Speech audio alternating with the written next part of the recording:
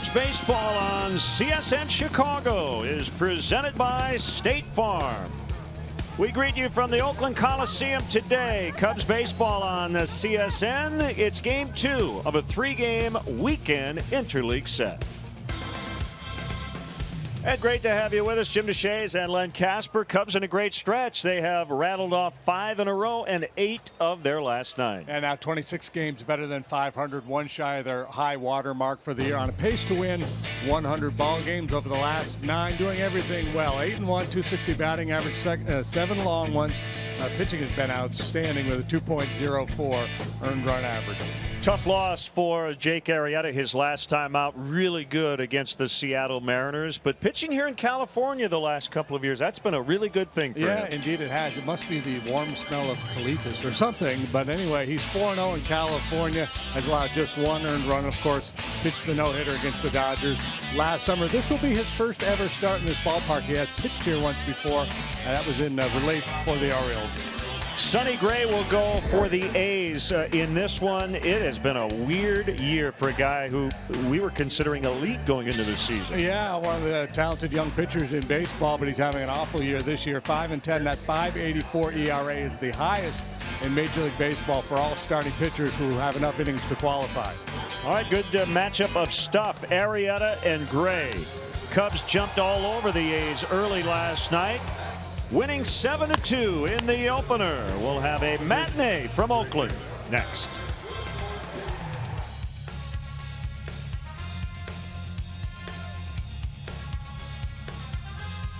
Cubs baseball on CSN Chicago is brought to you in part by your Chicago area and Northwest Indiana Lexus dealer, who invites you to test drive a Lexus today.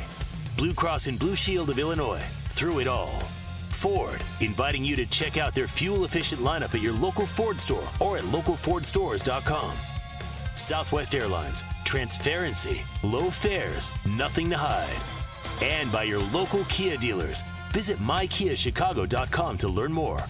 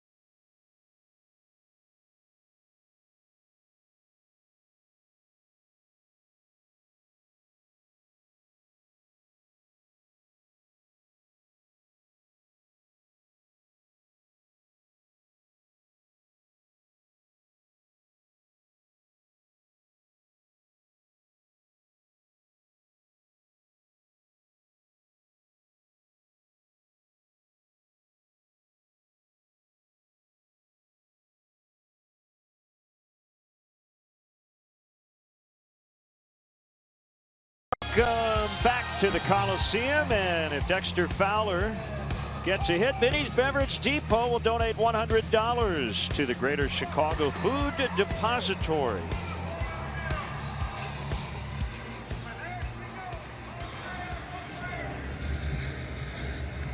Cubs and the A's, it's Throwback Day as the A's are honoring the 1981 team.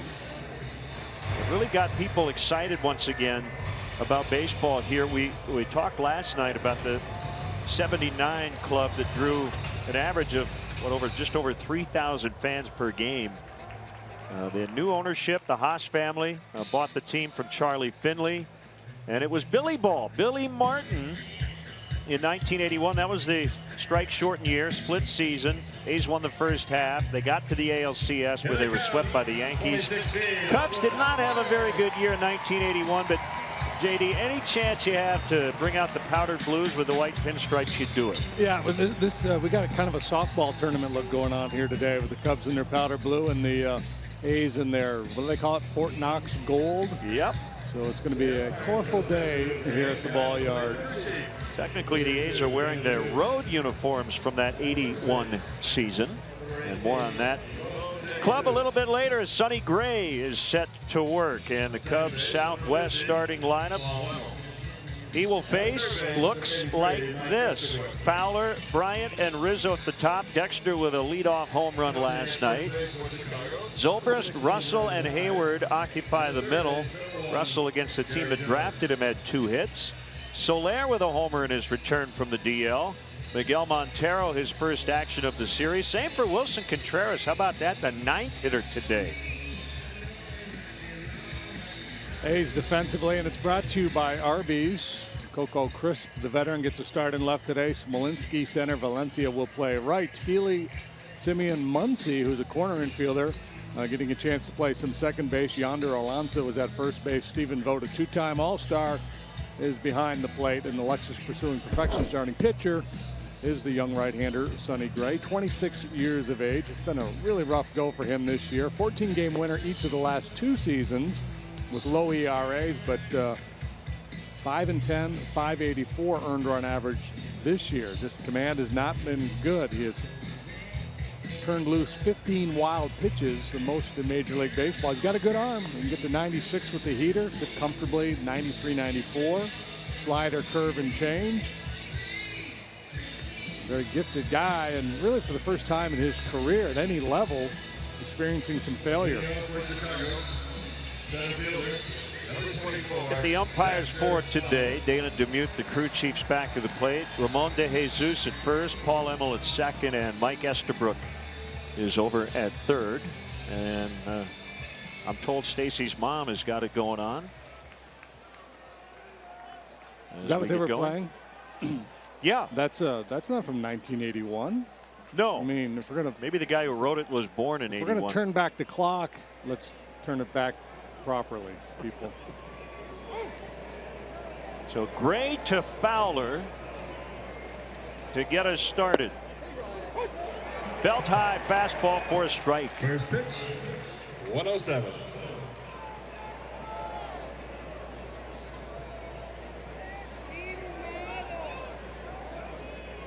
Two hits for Fowler last night, including that leadoff home run, which he hit right-handed. 19th career leadoff blast. 5th this season, 10th as a Cub. Weird game last night. Cubs scored 7 runs. It was all done in the first 3 innings of the ball game. From the 4th inning on, they only managed 2 hits and 3 base runners. On the ground, Muncy, the second baseman, will take care of it. 1 out. But the damage had been done as they jumped all over the rookie left-hander Overton. He's been demoted after that performance. Number 17, Chris Bryant. Home run ball has been a big issue for Sonny Gray this year. He's already allowed 1 more than he did all last year. 63 lovely degrees here today. Yeah, pretty gray this morning. The clouds have dissipated. The sun is shining. I guess sunny gray day. Absolutely. Figuratively and literally.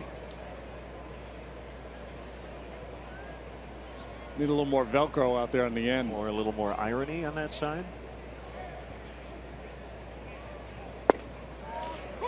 So Gray, he'll throw both a 2 and a 4-seam fastball. Ground ball type pitcher. His strikeout rate is down. It's below league average. His walk rate is up. Really getting hurt on his fastball. Good breaking pitch there. It's 1-2 on Bryant. Yeah, and talking to some of the folks here that have seen him pitch a lot this year, you know, the breaking stuff is really sharp, but he's had a hard time commanding it. So I think hitters have been able to disregard spin and just sit on fastballs. These two guys matched up in college. As Bryant sends it to deep left on the track, it's caught by Coco Crisp. Batting in the third position, first baseman, number 44. A good swing here by Chris. This ball's got a little top spin. Otherwise, it probably leaves the ballpark. Guys were having a lot of fun with these uniforms in the clubhouse. They were hanging up in the lockers. Lester Strode, the bullpen coach, put his on and said, I might use these pants as pajama bottoms.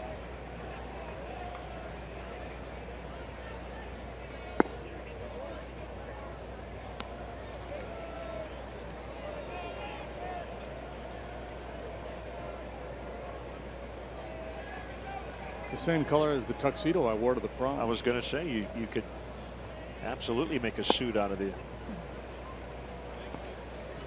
Cubs unis. I think what really makes it is the elastic waistband, darker blue, that kind of pulls it all together.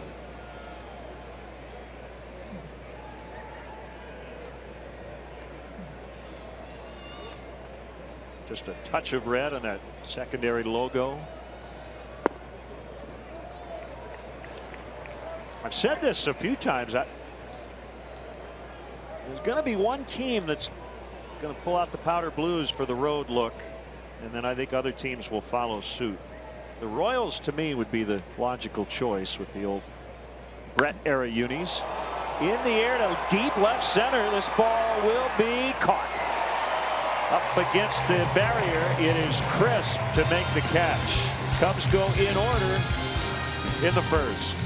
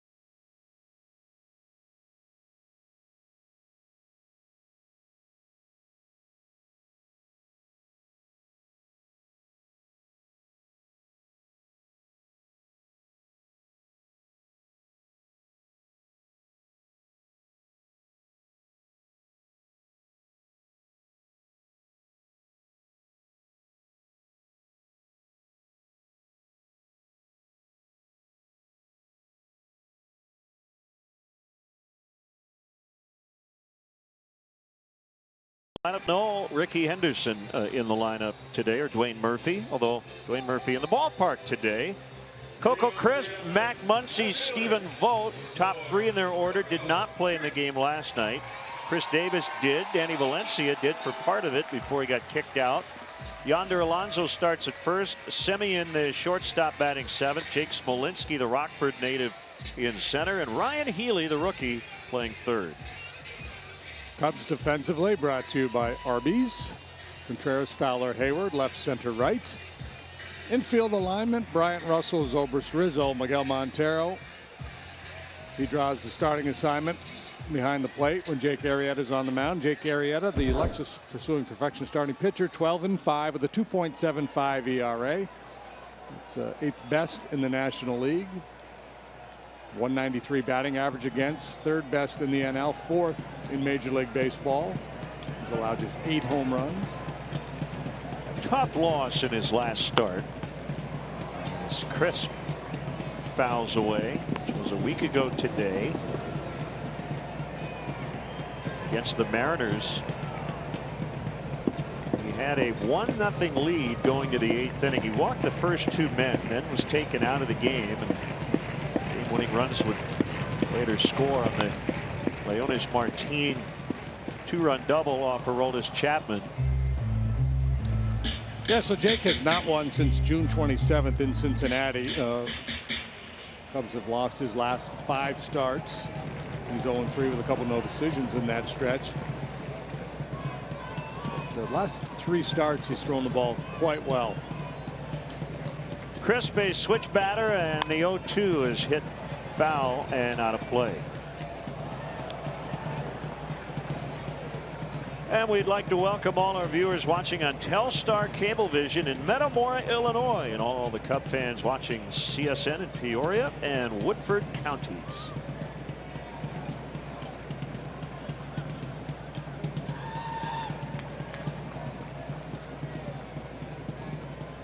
Another 0-2, and it's low. I'll state the obvious, but for our younger viewers, they may not realize this, that these uniform combos would never have matched up. There was no interleague play back in 1981, and they did not match up in the World Series. Swing and a miss, strike 3. Would have been a spring training matchup, but I think they wore their batting practice tops back then. Yeah, in all likelihood, they're a little different look. This is a power changeup right here from Jake. This is a dandy. Watch the sinking action on that pitch. And strikeout number 1 is Coco Crisp, the leadoff man. Now Max Muncy, in his 3rd stint with the A's this year, he has not batted against a left-handed pitcher this season.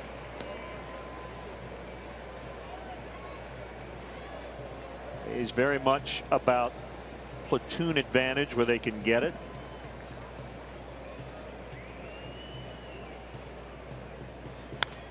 Didn't Billy Butler, somebody refer to Bob Melvin as Captain Platoon? Last year, I guess, he was a little frustrated, wasn't getting as many at bats as he had hoped. I think that's an organizational philosophy. Okay.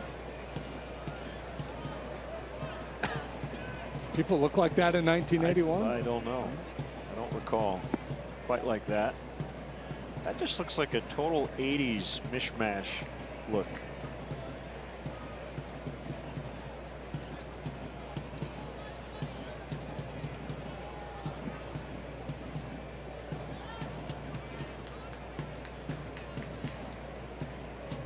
Muncy has walked more than he has struck out, and he's been a guy throughout his minor league career that worked a lot of walks.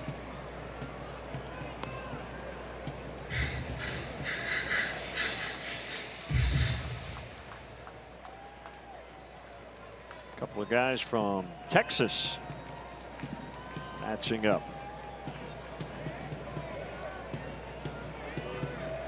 Arrieta's 1-2 is popped up. A lot of foul ground here, so Bryant's got to play here on Washington.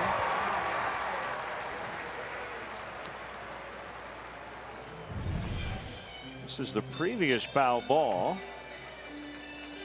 Batting in the 3rd position and catching.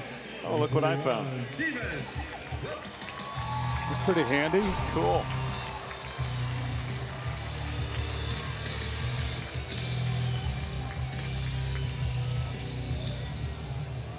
Stephen Vogt, 2-time All-Star. Struggling 4 for 35 over his last 9 games.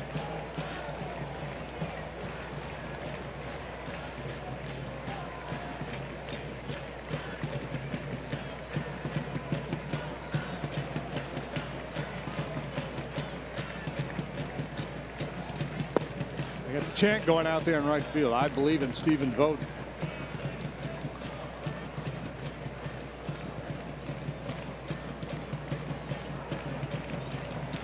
Get out the vote.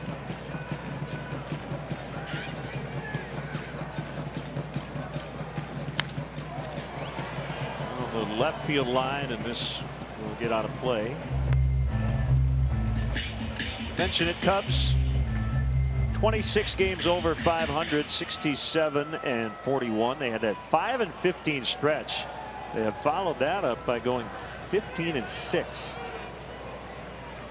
9.5 game lead over the Cardinals, who won last night.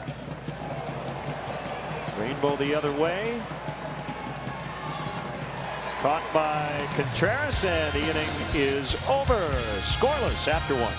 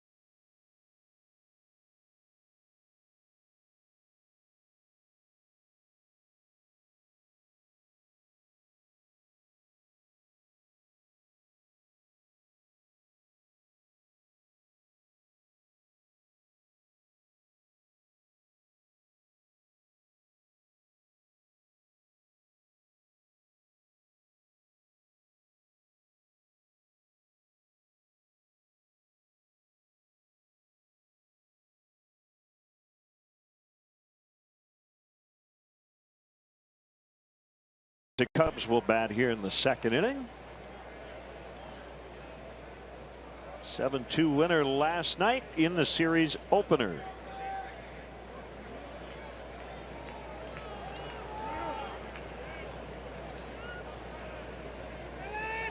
And chipped in with a double, scored a run in the ball game last night. Former teammates matching up. Sonny Gray, fastball strike to Ben Zobrist. Follow in-game live on CSNChicago.com. Presented by State Farm.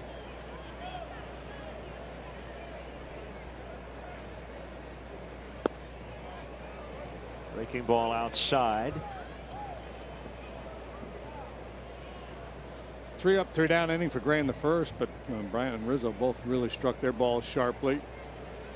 League batting .288 against Gray this year. Out into right center. It'll drop down. Zobrist will stop at first with a single.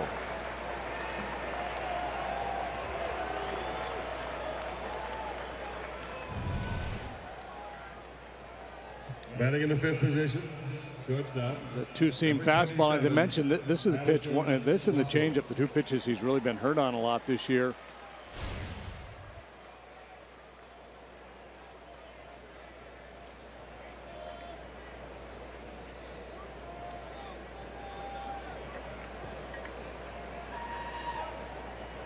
Not a big guy, 5'10", $190.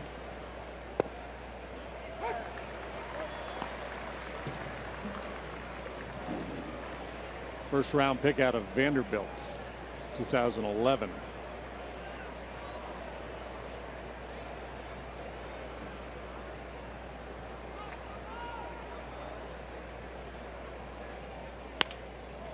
Into center for a base hit. Cubs have something going. 2 on, nobody out.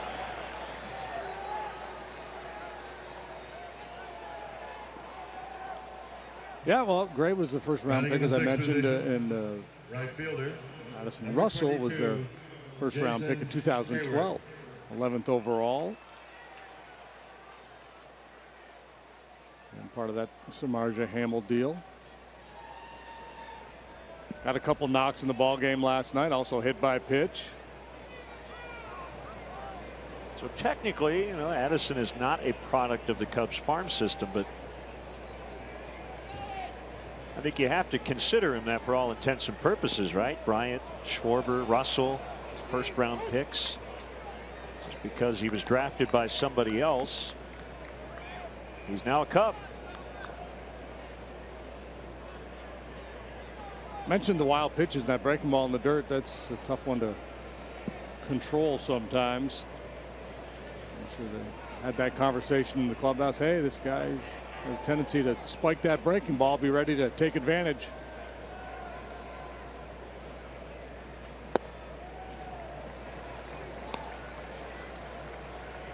Gray, not a big guy, 5'10", 190.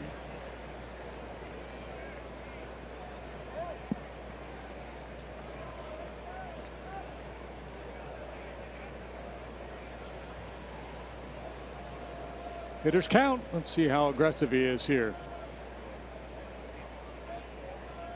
The 2-0 is hit toward right. Diving stop, Muncy. What a play.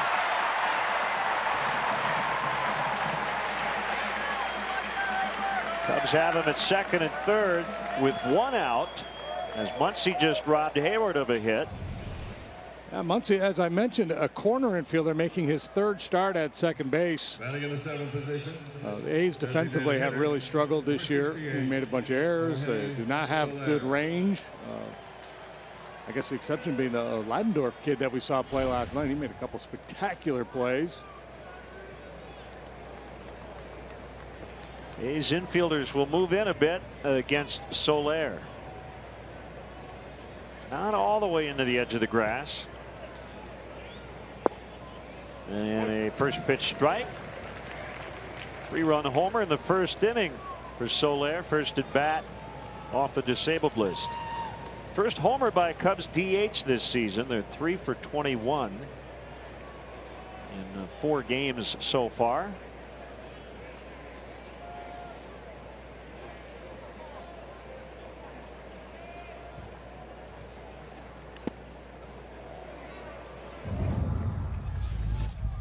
After close to 2 months on the disabled list and a stretch on his rehab assignment where he didn't hit a home run, didn't do much of anything offensively down there. First Major League AB and all that time, and boom, a laser off the stairway.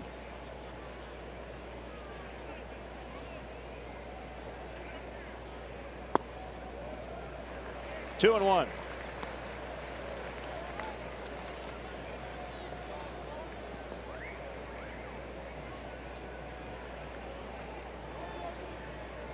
Gray made 6 starts in the month of July, 2 and 4 with a 7.79 ERA.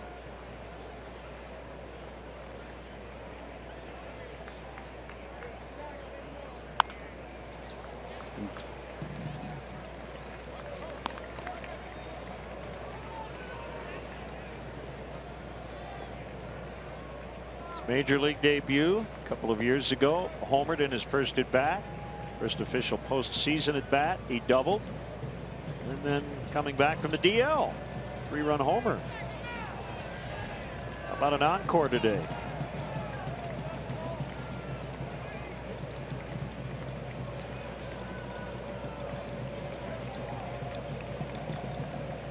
Gray with a 2-2. Bounce to third. Throw will go to the plate, and they got it. So Zobrist is out. 2 down.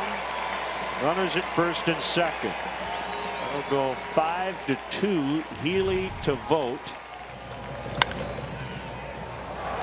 Well, it looks like Zobrist is going on contact there, and so I'm not sure why Addison Russell's still standing on second base.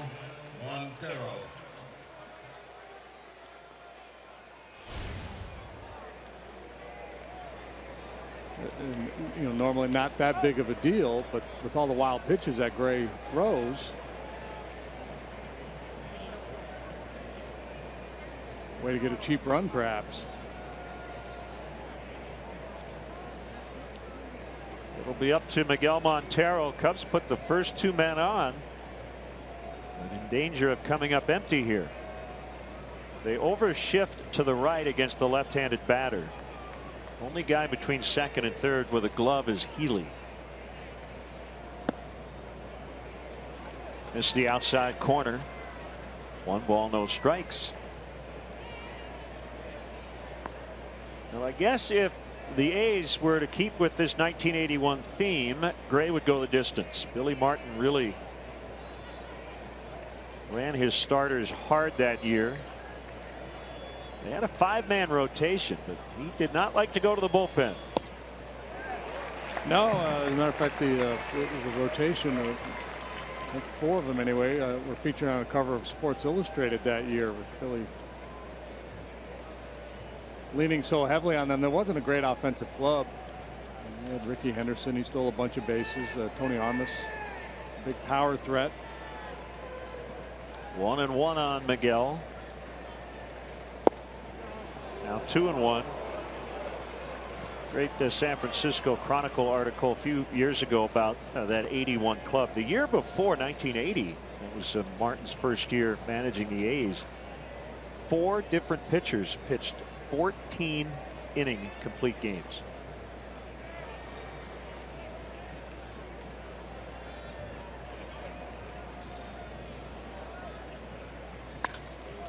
In the air down the left field line, Crisp makes the catch, and that ends the inning. Great opportunity. Cubs cannot come through, however.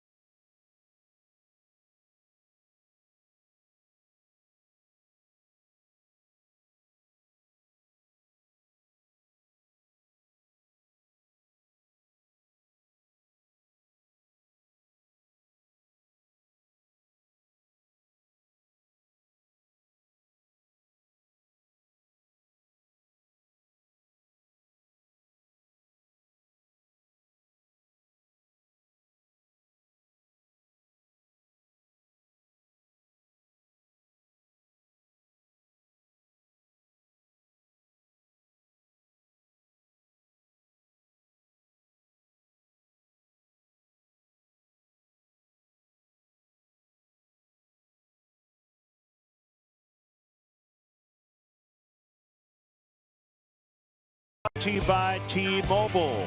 Talked about guys named Chris Davis hitting for a lot of home run power, although the A's are getting a little more bang for their buck with Chris with a K making $500,000, but is out homered the other Chris Davis, who's making $23 million. The Orioles and their fans, however, can say, yeah, but we're in first place. So, yeah, and this guy will get his if he continues to hit like this. It's just service time. He will be eligible for arbitration for the first time after this season.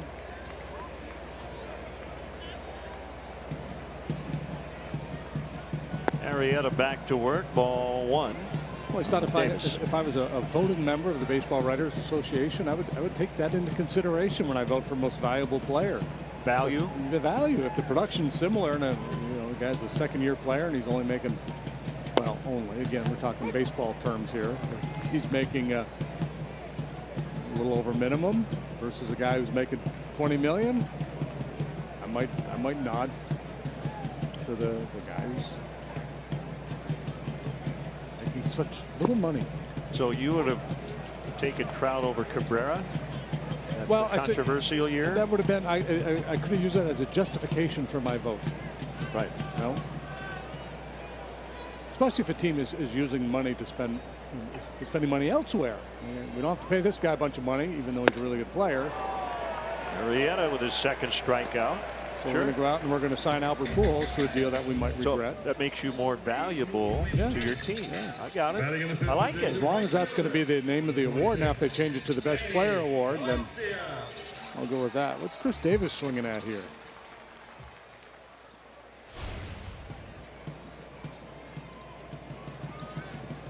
probably asking himself that very question. Here's Valencia. Got the thumb last night after his second strikeout. Mike Estabrook very calmly said, "You're done."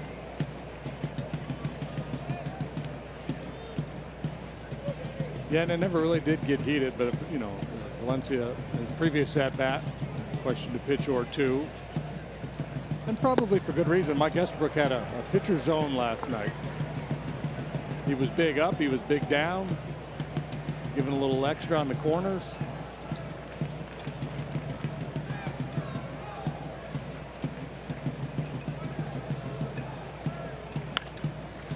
Fouled back.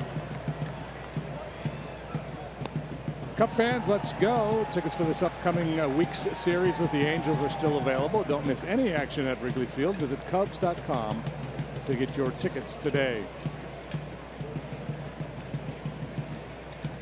Speaking of Trout and Pujols.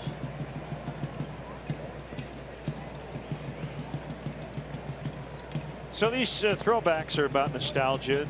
Takes a lot of people back to a certain point in time in their fandom. So I don't want to get all sartorial and talk about all the mistakes, but I will say the gold top with the white pants, there's just a lot wrong with that. Definitely a product of the time, but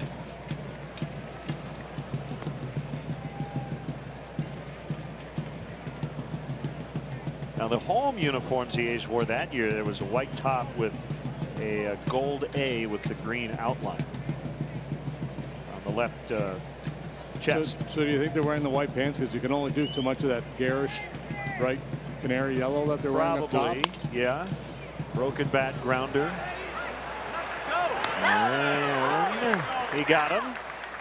6-3 ground out. Now when you came up with the Astros, wore the flamboyant rainbow jerseys, which I liked. Batting in the sixth position, first baseman, number 17. Yeah, we wore the rainbows and white. We wore white spikes, and then the very next year, '87, we went to the more toned down, the modified rainbow. Right.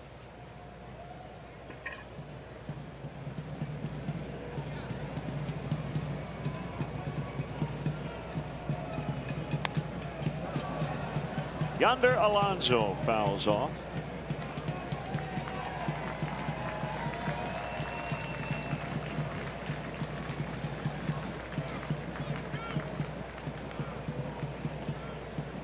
See, when I see that Cub uniform, I think Rick Russell. That's the player that comes to mind for me. Big Daddy.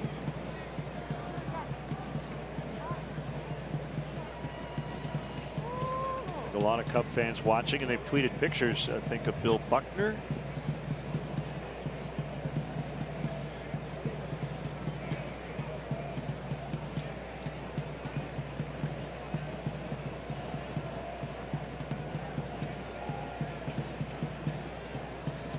Arrieta throwing strikes early in the count, getting ahead of a lot of these A's hitters.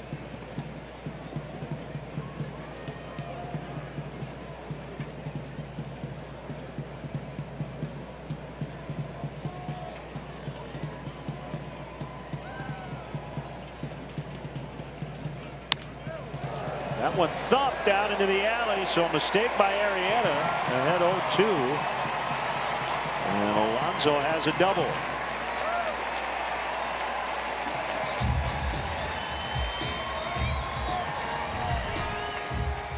Yeah, I'm sure he just wanted to bury this breaking pitch. Left it up a little bit, and Alonso made him pay. Batting in the seventh position, shortstop, number 10, Marcus Semien. Anything soft on 0-2 that stays in the zone is a mistake. Hitters, a little more defensive. They're staying back. They don't want to be fooled. They got a better chance to compete against the breaking ball in that situation. If you throw it down in the dirt, you might get the chase you're looking for. Semien takes a strike 1 for 4 with an RBI as the A's leadoff hitter last night.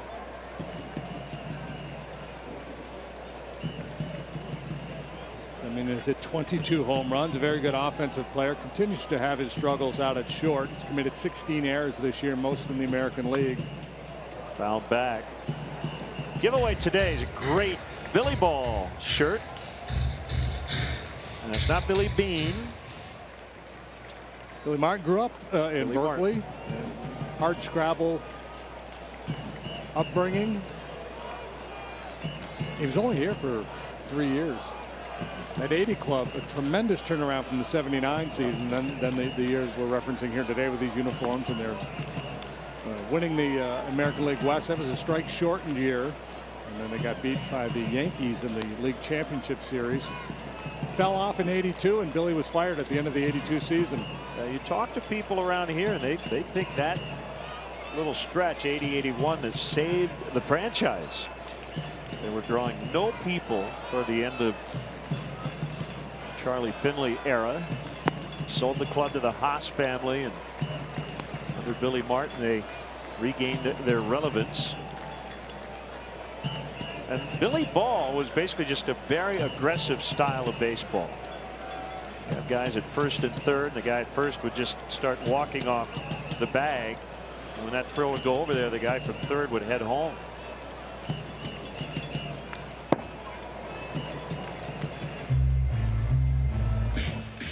Billy was a big believer in the squeeze play. He would encourage his guys to try to steal home. They didn't do it all that often, but he just wanted to put everybody on the other side on their heels a little bit, get everybody on edge. I guess the guy would take a lead off first and then intentionally trip or stumble. And invariably the pitcher would throw to first. A one-hopper, Zobrist will make the play. After 2, Throwback Day in Oakland, scoreless.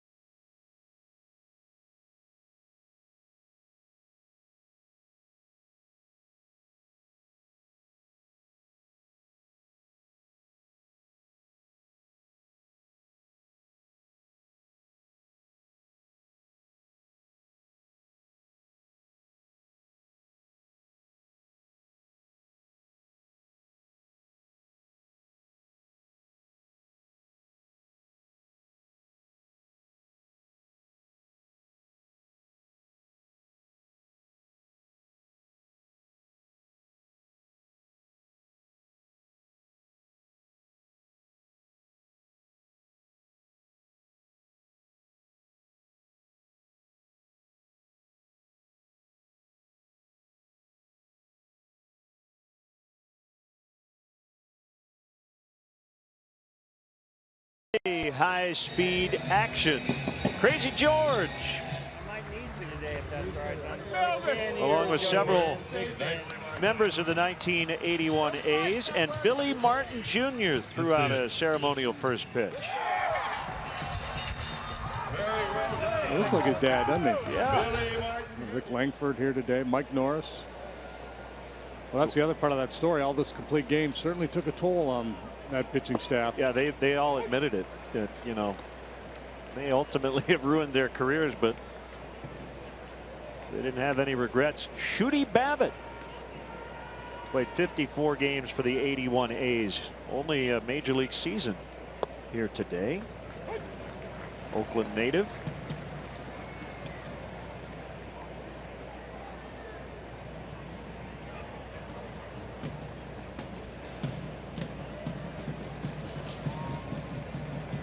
2 strikes on the Cubs #9 batter, Wilson Contreras. Outside for a ball. You see the stuff from Gray. It's really good. Head scratching to see what has happened to him this season. You know, he's very capable.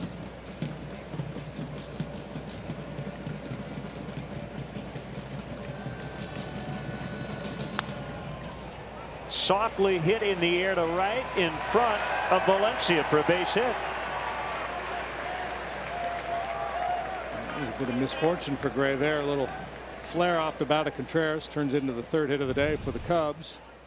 Now batting, number 24, Dexter Fowler. Yeah, I think what happens when you're a guy like Gray who's had so much success and you go through a tough patch like this, you just start to doubt yourself and you start to throw pitches with less conviction. You start to make more mistakes up out over the plate. I mentioned that rough July he had with that 7.79 ERA. He's allowed 7 earned runs in 3 of his last 6 starts. And on 5 different occasions this year, he's allowed 7 runs in a start.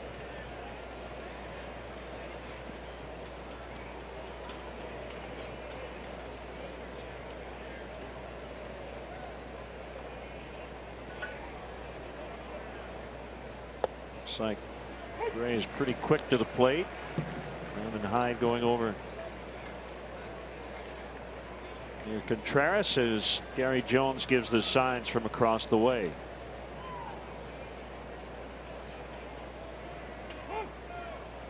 Four steals and 5 tries with Gray on the mound, so you get the sense that most teams that see him frequently don't bother trying to run much. Vogt the catcher right around league average in terms of throwing out base stealers.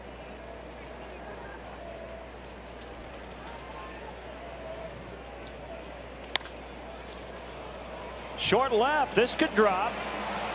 Crisp can't get it. Contreras to second. Second straight inning. The Cubs have had 2 on, nobody out. This time with 2, 3, 4 coming up. Bloopity bloop. 1 to right, 1 to left. Crisp in hot pursuit, but cannot get it. Now, yeah, Bryant Rizzo and Zobrist a chance to break through here.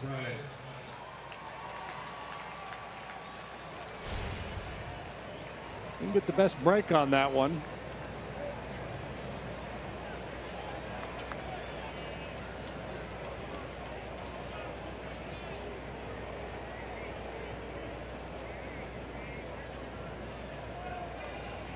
So Bryant and Rizzo, who both hit the ball very sharply their first time up, hit into outs. So these 2 balls turned into base hits.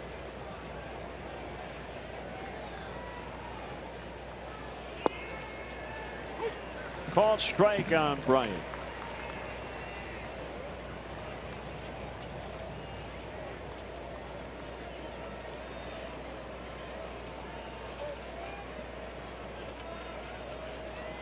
Bryant lined to the warning track and left in the first.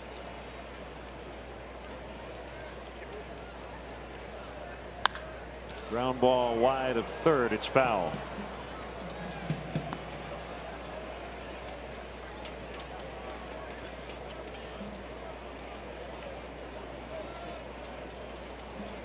Another day game tomorrow, then the Cubs will fly home for an off day Monday.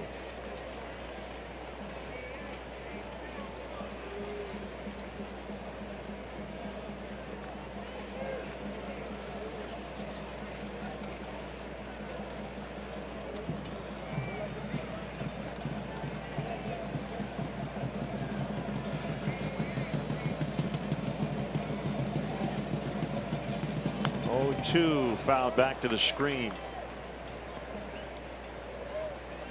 Got a final from New York. Indians beat the Yankees 5-2.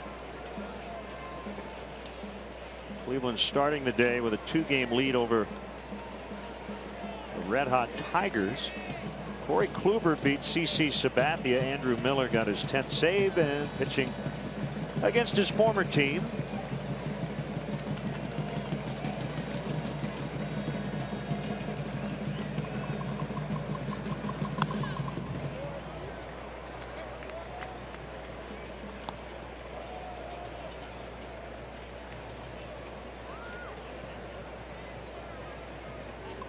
Jason Kipnis homered once and knocked in 2 today. Home run is 19th of the year.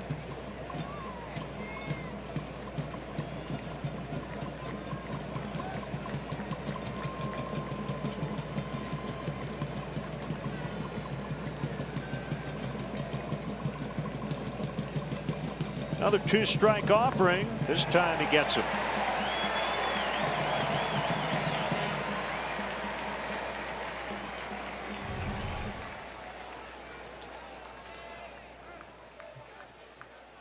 Now batting, number 44. That's the one you have to be able to lay off. Easier said than done.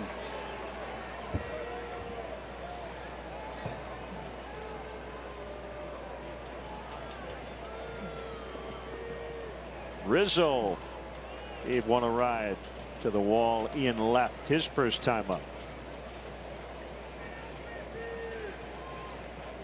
Just underway at Dodgers Stadium. Dodgers leading the Red Sox 1-0 as they go to the third. Big Poppy's playing first for the Red Sox. Got a complete game shutout from Stephen Wright last night.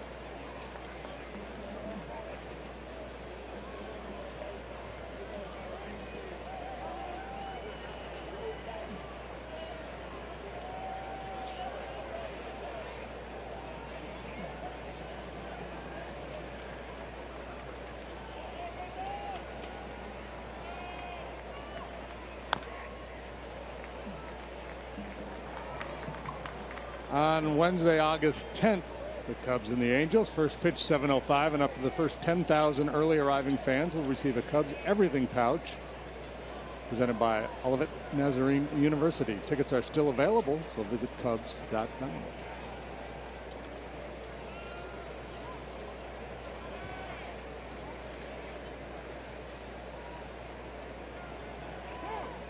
One ball, one strike. Couple of blue pits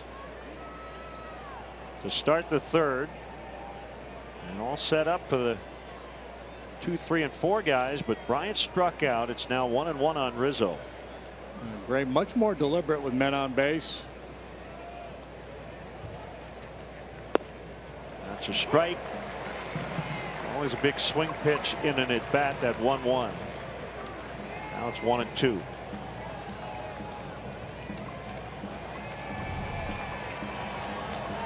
Yeah, you look at most guys after 1 and 2 versus 2 and 1.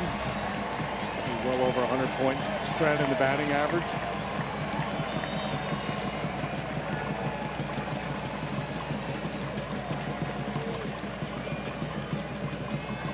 Going up with some heat, and Rizzo bounces to first, and Alonso will take it to the bag. So 2 outs, second and third for Zobrist. Well, Gray not out of it yet, but when you think about this inning, he's induced weak contact 3 times and had a punch out, and he's still got men on second and third. And now he's got to deal with Zobrist, who got a base hit off of him last time. Very few Cub hitters had any experience against Gray coming into this one. Zobrist was 2 out of 5 against him.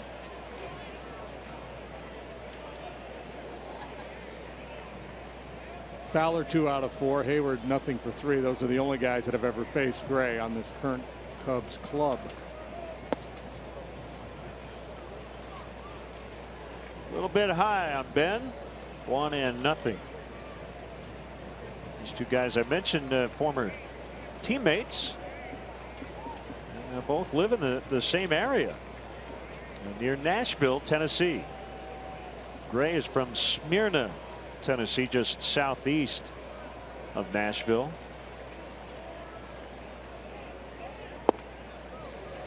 Called strike. Yeah, everything in high school on the baseball diamond. He was the quarterback of a state championship, 2, I believe, state championship football teams.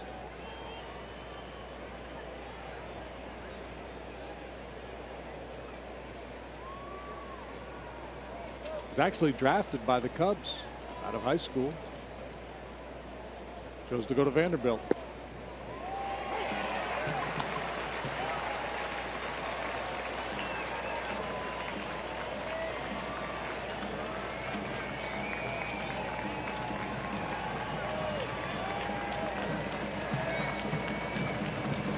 got out of the second after putting the first two men on. He's trying to do the same here in the third.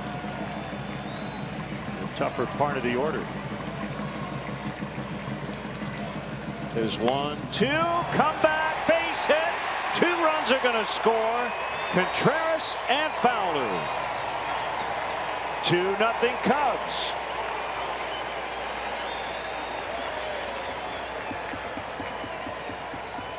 He's so tough to put away. And Ben is one of 3 major leaguers this year who have walked more than they have struck out. Controls the strike zone. Short and quick to that one. Doesn't tear the cover off of it, but he nudges it into center for a 2 RBI single. Number 27, Addison Russell.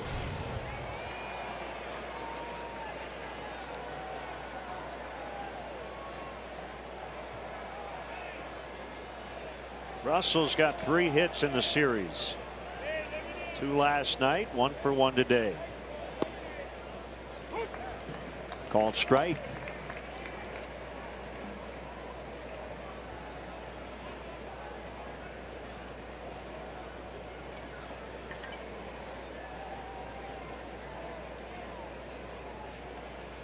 Zobrist held by Alonso at first.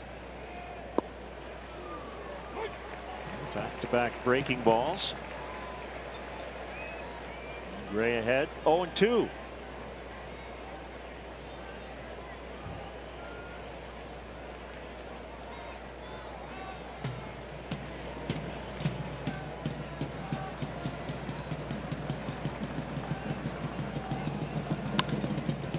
Popped up right side of the infield.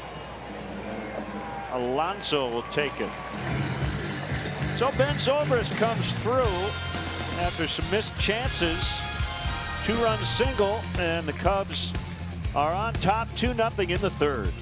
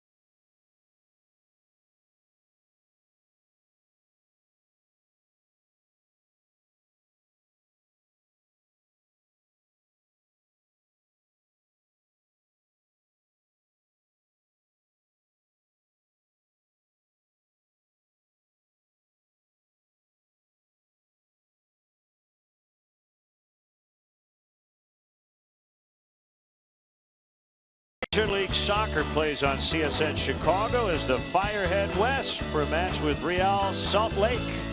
Coverage starts at 8:30 on CSN.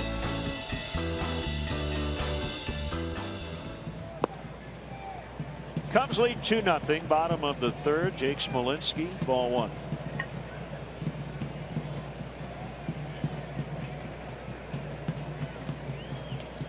The All-Star Arrieta making his 22nd start, and that got Smolinski. A's have their second base runner. A Jake versus Jake matchup, and fastball just got away from Arrieta. 48, Ryan Healy. Arrieta did not win in 5 July starts. His last victory came on June 27th. And he gave up 5 runs in 5 innings. So he had a couple of starts in July that were better than that. That's more about the run support and other circumstances.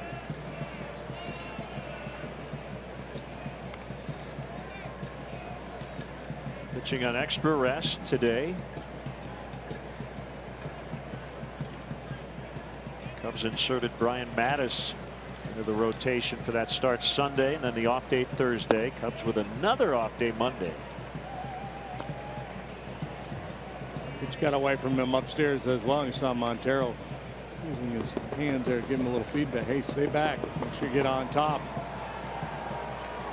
Healy 1 hit and 4 tries last night. Brought up from AAA right after the break and has now started 20 of 21 games at third base since.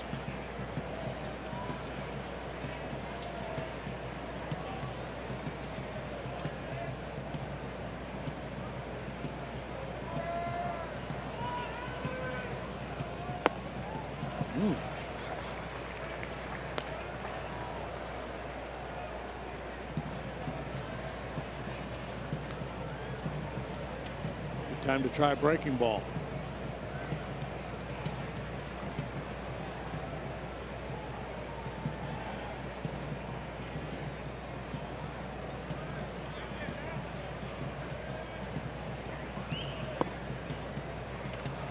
Three and one.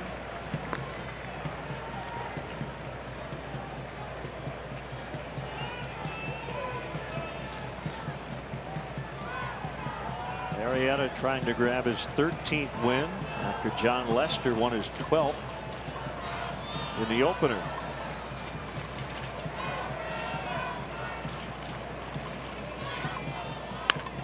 Double play ball. 6 to 4 to 3. Oh, no double play. Wow. Well, that would have been huge. It was a 3-1 pitch and he nearly got 2. Yeah, and he gave in. He threw a cookie right there for Healy, right down the middle, and he bangs it on the ground to short. So the 6-4 part was good, and the 3 part just did not pan out as Anthony planks it. And it'll be an error on Big Riz. I'm not sure it will be. No, because you can't assume a double play, right? There should be. Oh yeah, the old can't assume a double play thing. I have heard some scorers said that you can assume a double play. Well, I think everybody in the ballpark would tell you there should have been an error. But at any rate, Bryant will give chase, and that ball lands on the warning track. That's how much room there is over there. Coco Crisp on a Thursday night in Anaheim, a home run saving catch. He robbed G-Man Choi of what would have been his 3rd homer of the game. That's a dandy.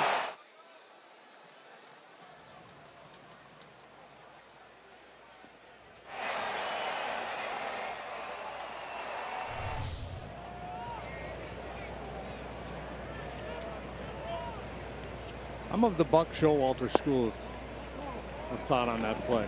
Yeah. It's a good play. It's a really good play. But I think sometimes that the home run rob is an overrated play. And Buck's point always goes, well, if there's not a wall there, would you be going, wow, what a great play?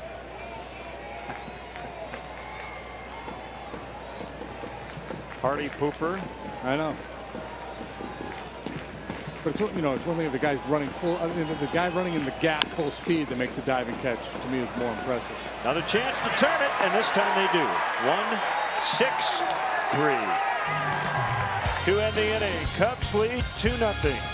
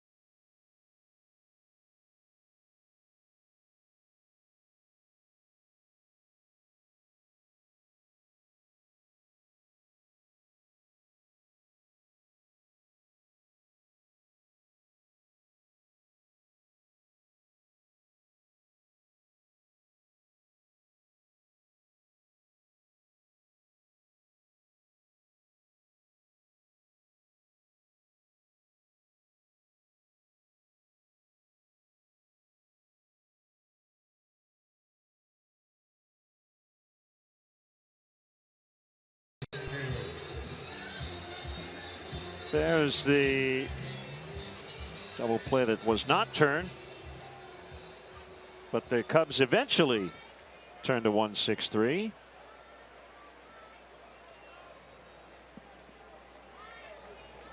All's well that ends well. Yeah.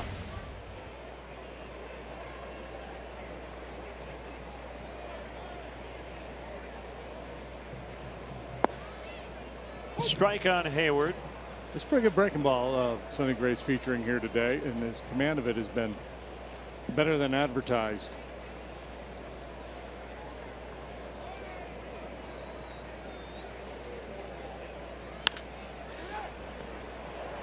Played by Alonso. You know, Ryan Sandberg's favorite restaurant in Chicago is the legendary Harry Carey's Italian Steakhouse. Go where Rhino goes for Chicago's best prime steaks in River North, Rosemont, or Lombard. Call 773-HOLY-COW or visit harrycareys.com.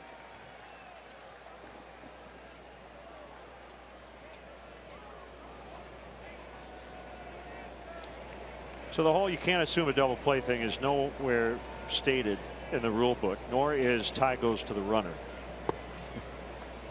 If people are wondering.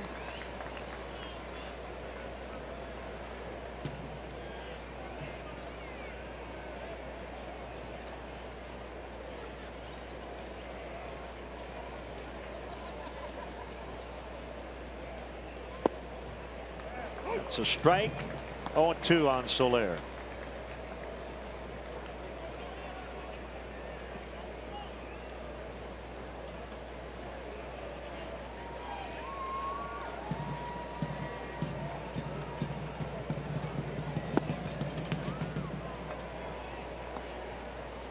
Good take, and that's a real good 0-2 breaking ball right there. Strike to ball, finishes just out of the zone. Off the edge and down a little bit.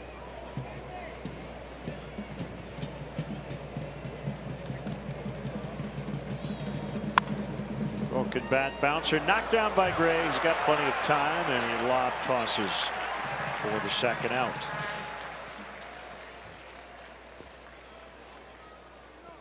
Gray's ERA in this ballpark this year just under 6. He's 3-5 here with a 5.98 earned run average. Montero.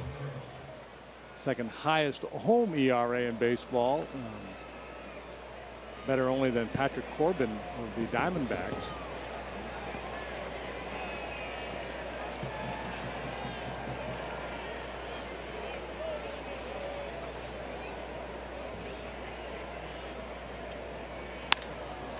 This is going to be a quick 1-2-3 for Gray. Bottom 4, Cubs 2, A's nothing.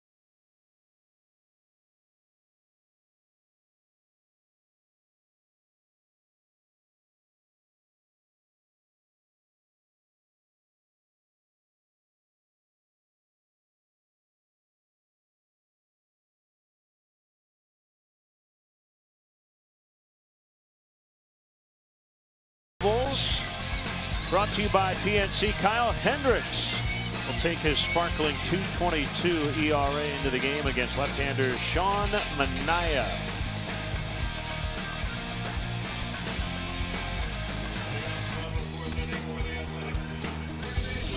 Manaea, Max an Muncy. Indiana native, went to high school in Merrillville.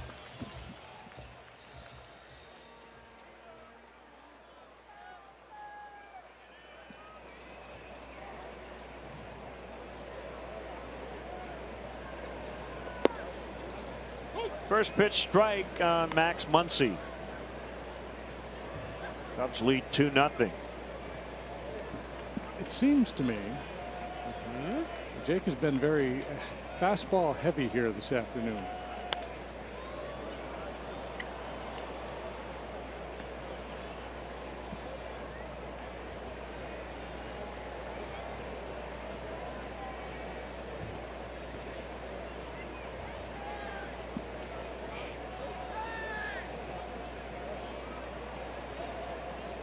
The whole kind of Smurf-like vibe going on with these unis, isn't there? Did he go? Breaker. Yep. Call made by Mike Estabrook. That's a strikeout. That's number 3 for Jake. And that's just a nasty breaking pitch there. Batting the catcher, number 21, Good old fashioned over the top, 12-6 yacker.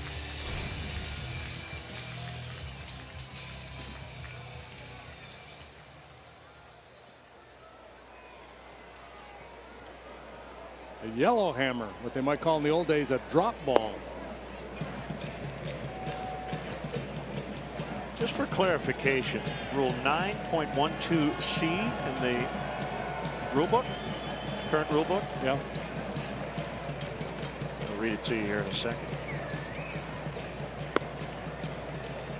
D, rather. The official scorer shall not charge an error against. And then paragraph 3 says, quote, any fielder who makes a wild throw in attempting to complete a double play or triple play, unless such wild throw enables any runner to advance beyond the base, such runner would have reached had the throw not been wild. So that's why no error is given on that particular play we just saw. But that references the throw, not the catch. Now that throw was in the dirt. Yeah, but I'm right. You know. But I think that's why I say I think there are plays. I think when a first baseman muffs a ball, that's when they do charge an error. Gotcha.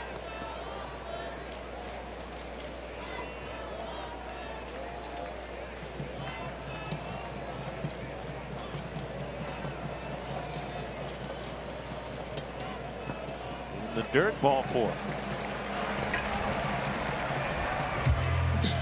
First walk issued by Jake. Here comes Chris Davis. On Sunday, August 14th, Cubs play the Cardinals. It's a night game, a 7:05 first pitch, and up to the first 5,000 kids in attendance receive a Clark hat presented by Velveeta. For more information or to purchase tickets, visit Cubs.com. Two of my favorite things, Clark and Velveeta.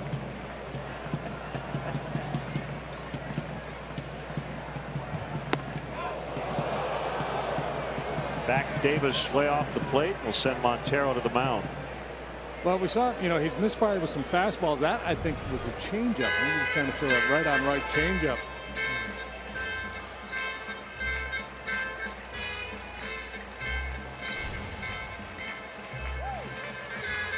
Yeah, see, he's backed way off that slider here today. He's had a couple starts this year where he's done that. I don't know if this is a function of the A's lineup, the scouting report he has on them, if he just didn't feel good with that pitch in the bullpen.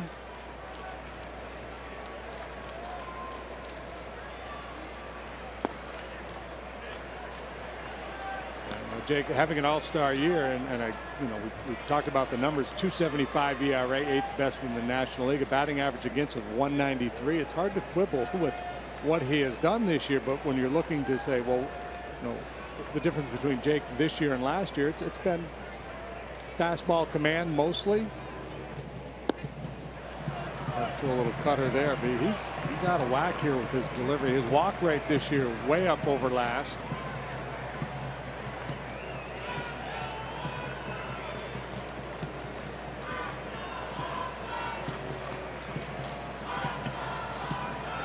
hard to maintain what he did last year and for a good chunk of this. 3-0 swing and a high pop fly to right. So you think these last couple of innings, a 3-1 ball put into play should have been a double play. A 3-0 swing resulting in a lazy fly out. So 2 down, and it'll bring up Valencia.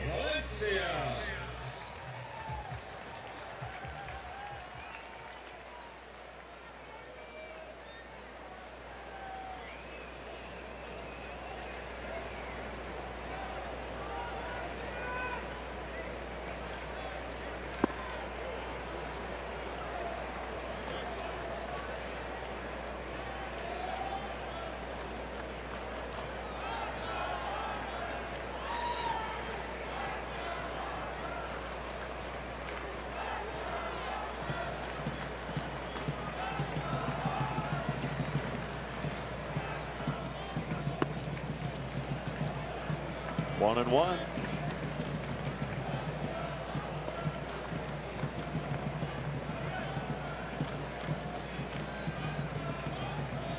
Cubs with their runs on a Ben Zobrist 2-out, 2-run single in the third. Knocked down by Montero.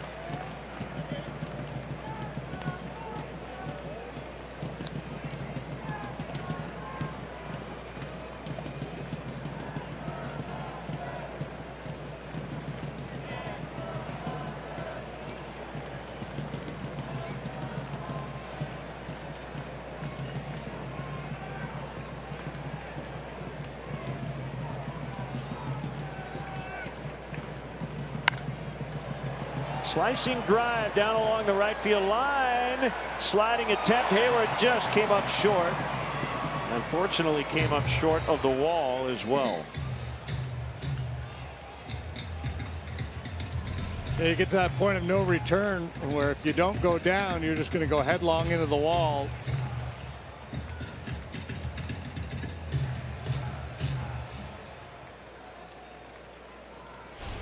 Good effort. Valencia stays alive. Valencia having a nice year. 300 hitter, 14 home runs. Done a lot of damage against left-handed pitching. A .278 batting average against righties.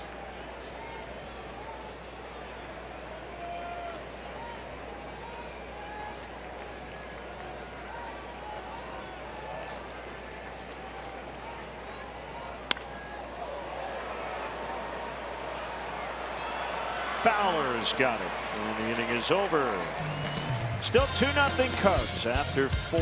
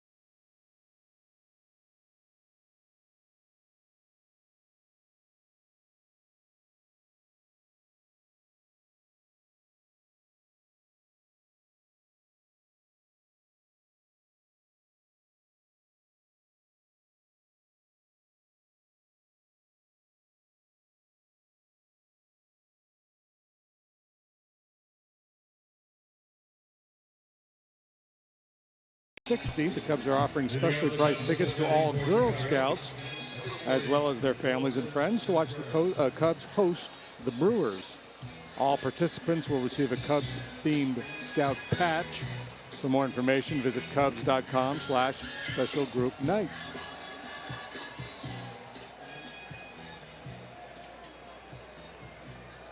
On a clear day, it is sunny gray for the A's. Facing Wilson Contreras. #1 song of 1981, Betty Davis Eyes, Kim Carnes. #2 is Marty Feldman Eyes by Bruce Baum. There's a strike.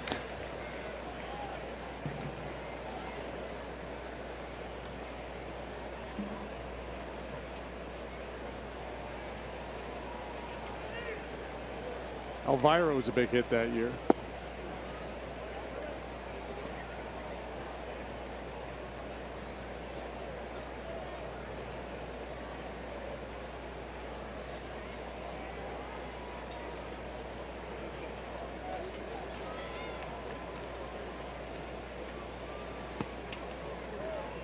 Little flare to right for Contreras in the third to get that 2-run rally started.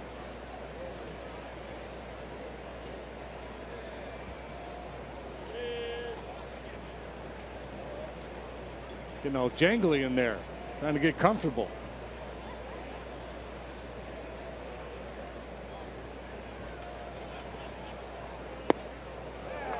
Swing and a miss by Contreras. 2 balls, 2 strikes.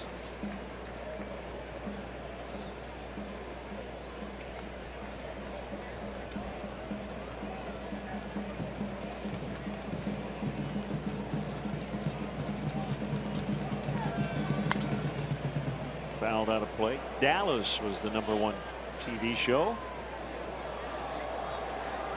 in 1981.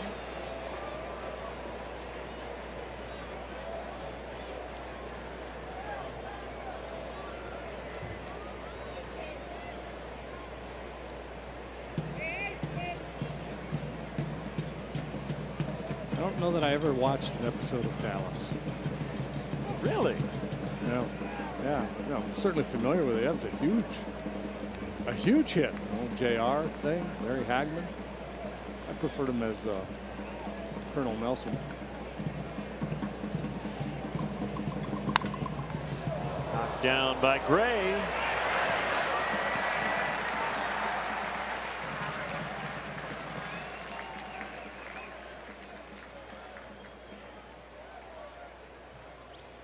Now batting, #24, Dexter Fowler.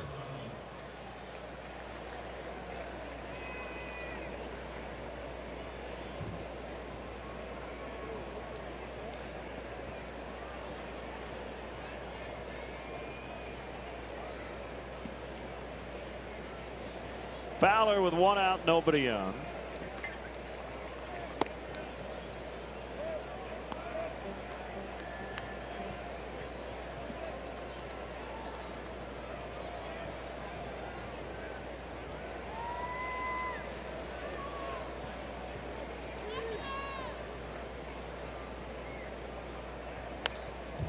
Found back. The fine public address announcer here at the Coliseum is Dick Callahan. They brought back Roy Steele today to introduce the members of the 1981 club.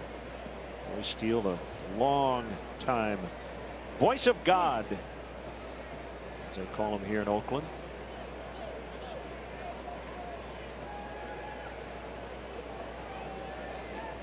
His pipe sounded strong today. He's in his 80s. How old is Roy, yeah?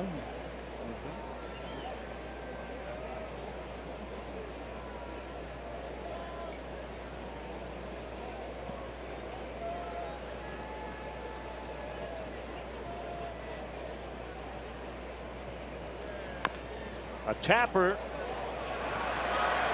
And it'll be foul. So Vogt had a decision to make. Do I just pick it up and can I get him, or do I let it go? And he decided to let it go.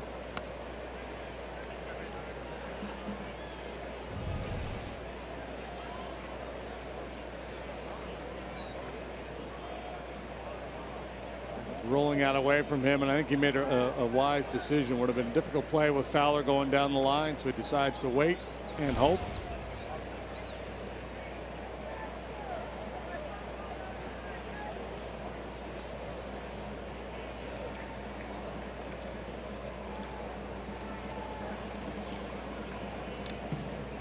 MTV started up in 1981.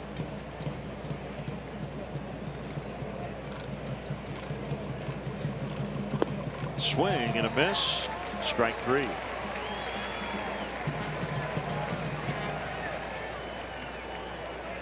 Video killed the radio star. The Buggles. Martha Quinn, Nina Blackwood, Alan Jackson. Chris Ryan. Or Alan, was it Alan Jackson? Was that his name? Hunter? The VJs, Alan Hunter. J.J. Jackson, the original, I believe the original VJs.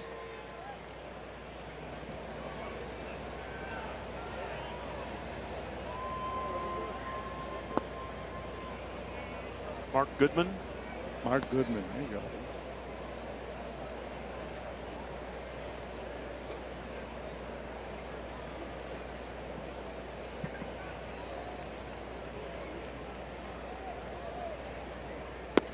'81, you took a picture. You have to take the film to some local spot. Probably come back the next morning and pick up those photos. And probably not the next morning. You probably had to wait a few days. Might have still been using flash bulbs back in 1981.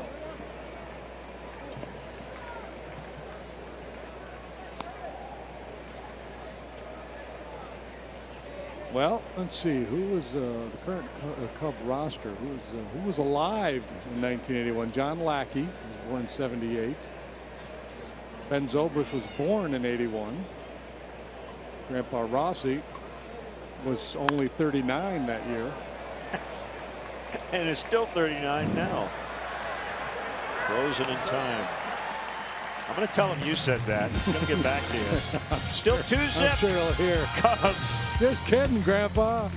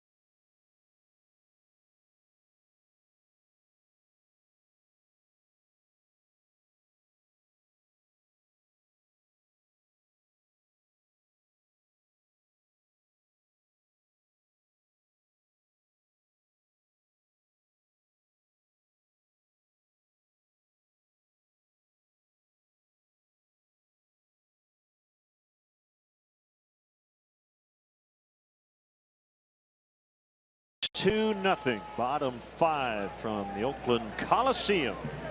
Great to have you with us on a Saturday afternoon.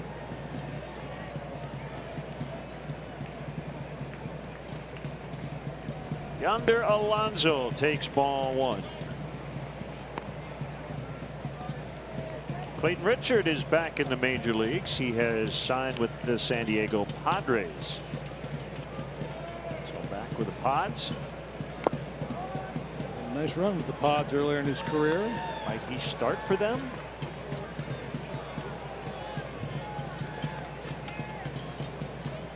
Yeah, a two-time 14-game winner with San Diego. 1-1 pitch. Now 2-1.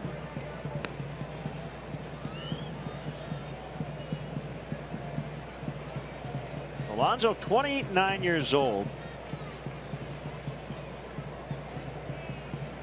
He's not hit for enough power for a major league first baseman. He's hit for average .271 in his career.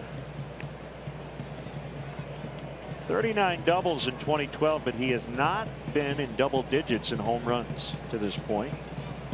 Battled some injuries.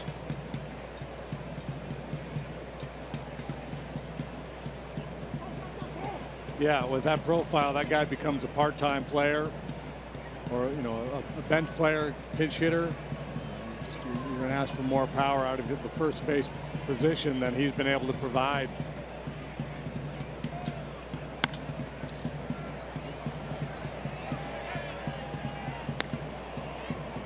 I guess if the makeup of the lineup was right, if you had a shortstop that was a 30 home run guy, or got power from some unexpected positions, you could live with a first baseman that didn't hit for a lot of power, but you'd have to do so many other things so well.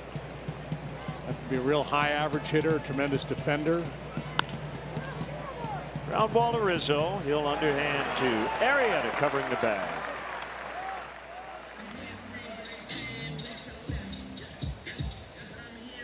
Wednesday, August 17, the Cubs take on the Brewers. First pitch 7:05, and up to the first 10,000 early arriving fans will receive a Cubs Beach tote bag presented by Las Vegas. Oh, good of Las Vegas to do that. For more information and ticket availability, visit Cubs.com. Thank you, Las Vegas. Liam Hendricks is in the bullpen for the A's. Not only is he in the bullpen, he's actually warming up in the bullpen. There he is now. Just to prove that I wasn't making that up.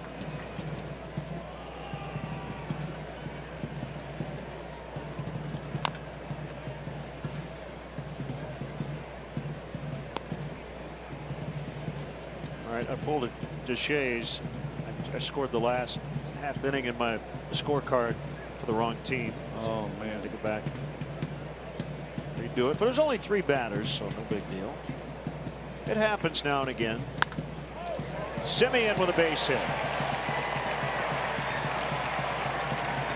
Only their second hit of the day. He's on with 1 out for Smolinski. Yeah, that's the thing about the great pitchers. They can be off their game a little bit and still shut you down. That's been the case so far here for Jake. The results have been good, but he would tell you that his command has not been particularly sharp.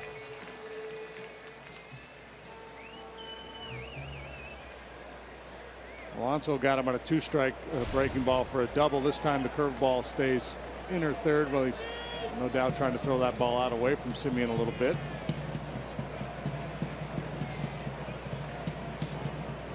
Smolinski hit by a pitch in the third. Semien takes off, ground ball to third. That'll keep them out of the double play. Runner at second, 2 outs.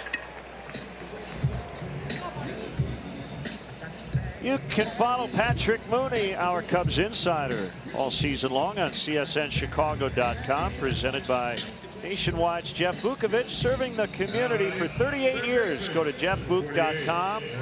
Nationwide is on your side.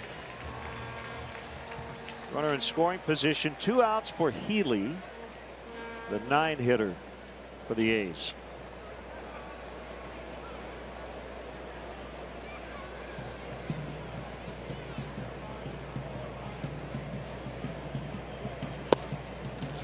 Fastball wide, ball 1.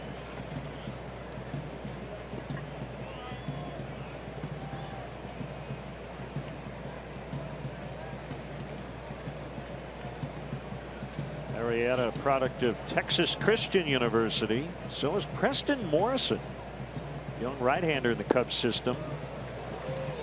8th-round pick, 2015.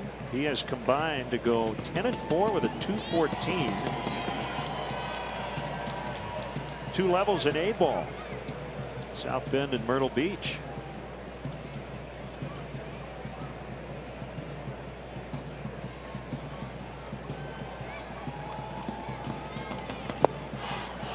That's a strike. 1-2. He must have been looking breaking ball there. Couldn't pull the trigger on the heater. He only started this season at Double-A. He had never played above Double-A. 338 at Midland. Then he hit 318 with their Triple-A club at Nashville.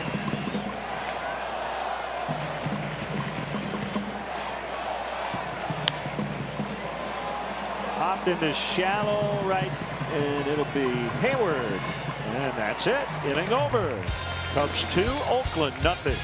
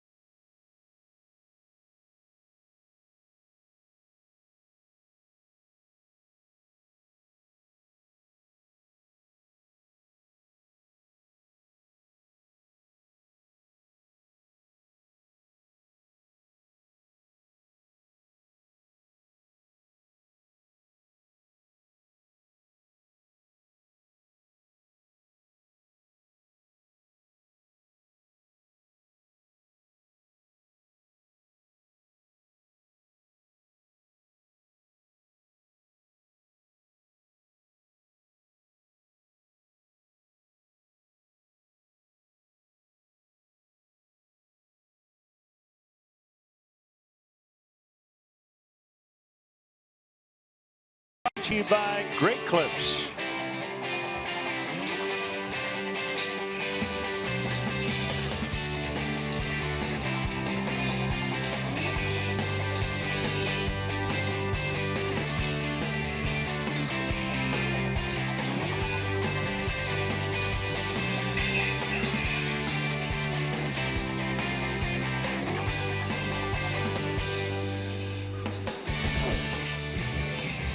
Kind of interesting. Sonny Gray pitching well today. 2 runs on 5 hits, no walks. 5 innings, 72 pitches, and he's out of the game. Yeah, it's kind of weird, huh? Something must be barking a little bit, I'm guessing. I mean, unless they're just trying to rehab his psyche, right? Going through this real tough stretch. Just okay, man. Give us 5 good innings. And something to build on. And they needed innings. The yeah, starters have not gone deep. That leads me to believe that there's something more going on. It's Liam Hendricks from Perth, Australia. 27 years old, 6th major league season. 1 strike on Anthony Rizzo. Came up with the Twins. Debuted in 2011.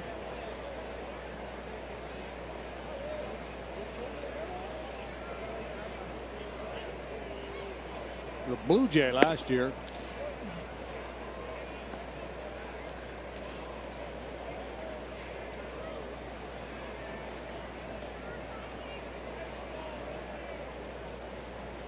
Pretty good heater. Slider is his most popular secondary pitch. So a curveball occasionally. Every now and then a changeup. Using that fastball about 75% of the time this year.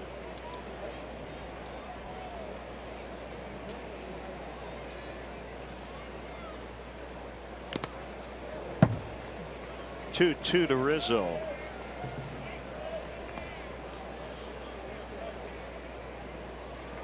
He's got a matching mouth guard.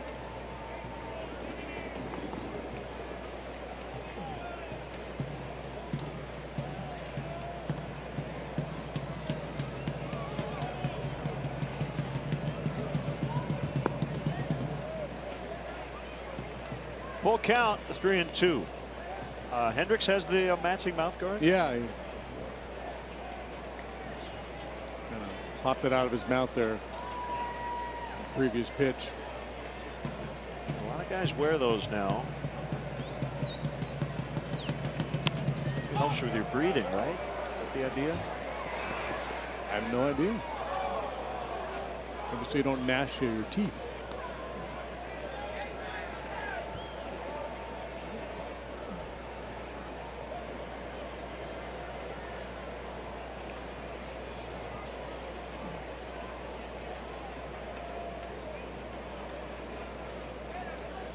Maybe it's because you got to chew something. He'd rather chew that than tobacco or gum.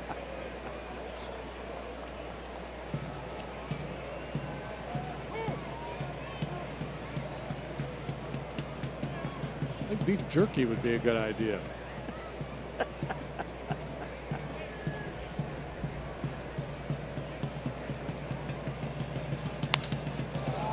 Hit deep, right field and off the wall. Rizzo trying for 2. He better hurry, and he's in. Just missed a home run. Mentioned it last night. The height of the walls 8 feet except for those alleys where it gets up to 15 feet. Number 18, Ben Zobrist. He hit the ball very well his first time up, lined out to deep to left field. This time he pulls it high off that wall. Well played here by Valencia, and Anthony had to kick it into high gear here about halfway between first and second.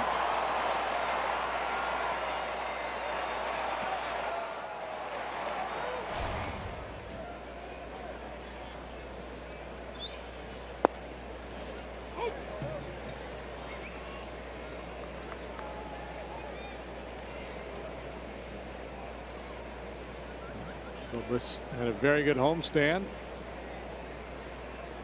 2 for 2 with 2 driven in today.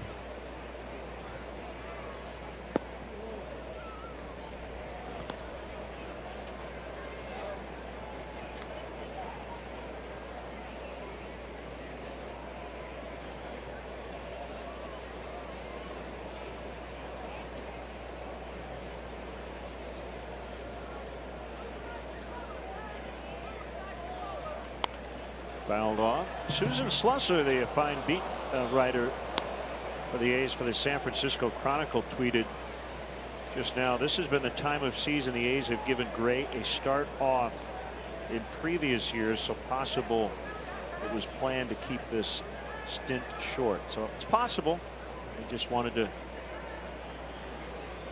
give him a little bit of a break after his 5 innings, but we'll see.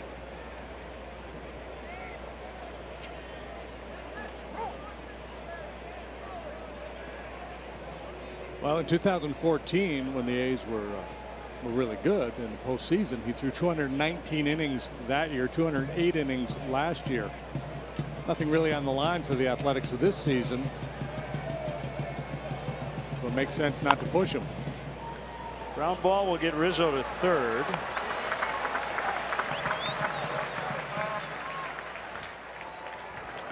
Hey, Cubs fans, let's go. Join the Cubs season ticket holder waiting list today to claim your spot in our lineup for season tickets. It's easy and free to register.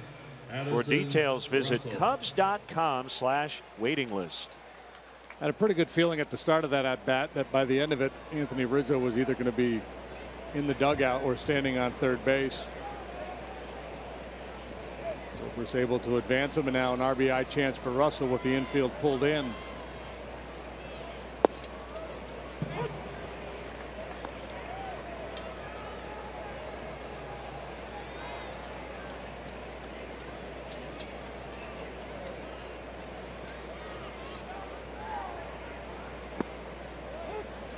I like Hendricks is going with the more 1981 look with the stirrups. I think at Dwayne Murphy, I think the pant bottoms hike just below the knees, but with the high stirrups. Not quite like that. That would not have been a typical 1981 look.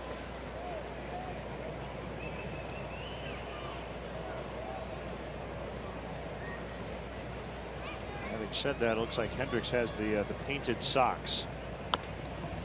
Toward third, Rizzo will score if it stays fair, and it will, and it's a base hit for Addison Russell. Cubs lead 3-0.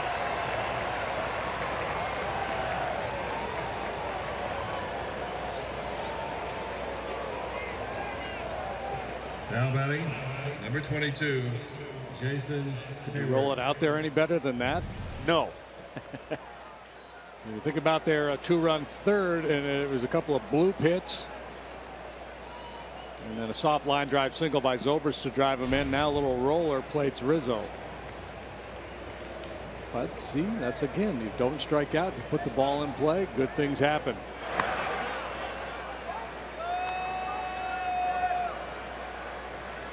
Or at least the potential for good things to happen is there.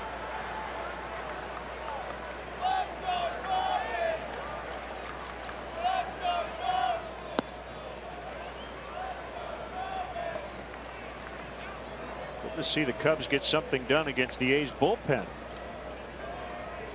which was terrific last night.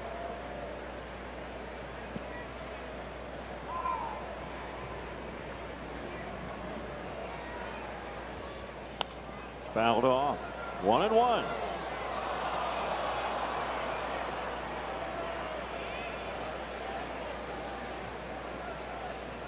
Hall of Fame race competitors getting some rest. Who's that little guy in between?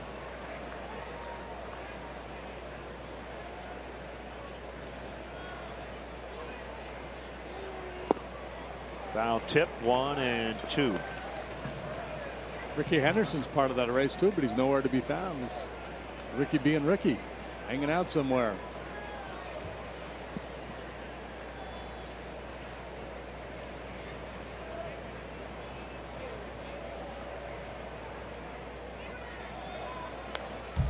Russell got a pretty good jump as he took off with the pitch. Hayward fouled.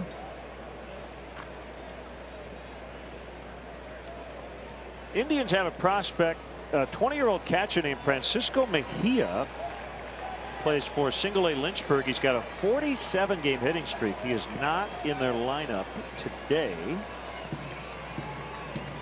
All-time record is 69 games. Russell goes again, and he'll get the bag without a throw.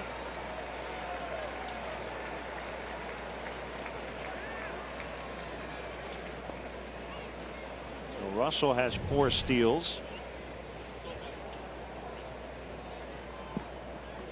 Joe Wilhoit in 1919 hit in 69 consecutive games. Minor league guy in 1933 named Joe DiMaggio hit in 61 in a row. Who was the other guy? Tommy Wilhoit? Joe Wilhoit. Joe Wilhoit. 1919, 69 game hitting streak in the minors.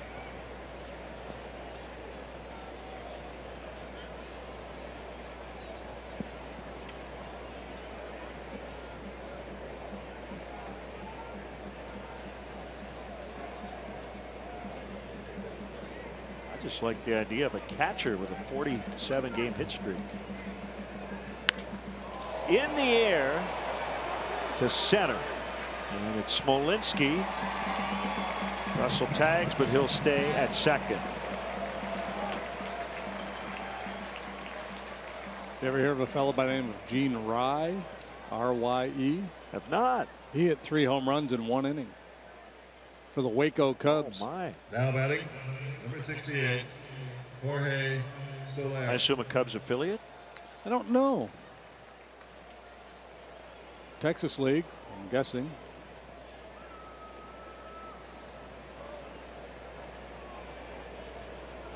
He was the same size as Altuve.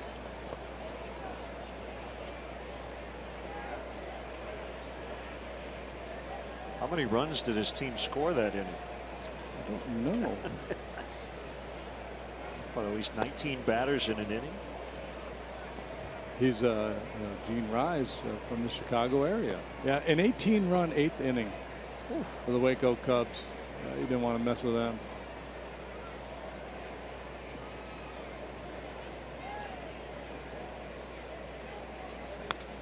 Big cut by Soler.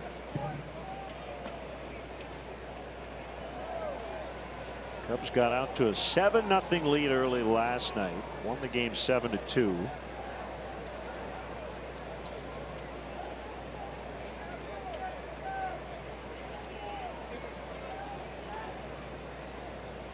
Leading 3-0 here today in the 6th.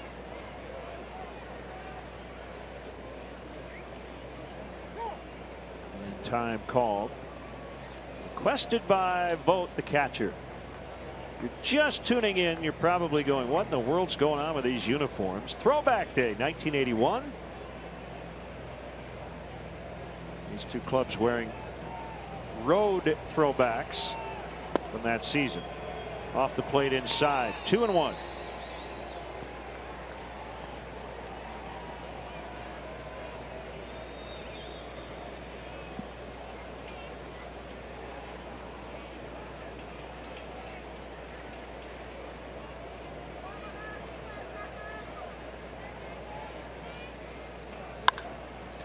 That's a fair ball, and it'll allow Russell to score. Soler to second. 4-0.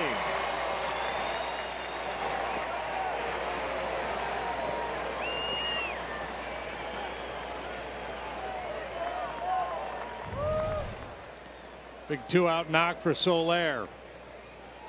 Breaking pitch, rolls over on it, but hits it right down the line. Healy can't flag it. He thought he had it. He reached into his glove like he had a baseball in there. Miguel Montero. The third or fourth ball in these two games that have gone off of his glove. And that will be a double. He's looking at it, a sense of betrayal. Healy and many of the A's infielders out working with Ron Washington before the game. He was putting through all kinds of different drills.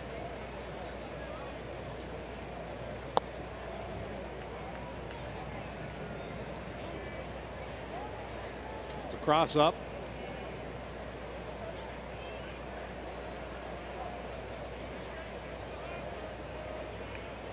Probably a little communication problem there with the Australian. He speaks Australian.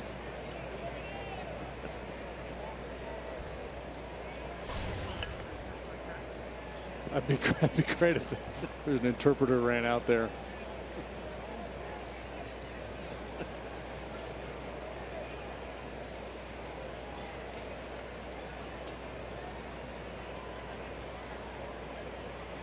The 1-0 found back.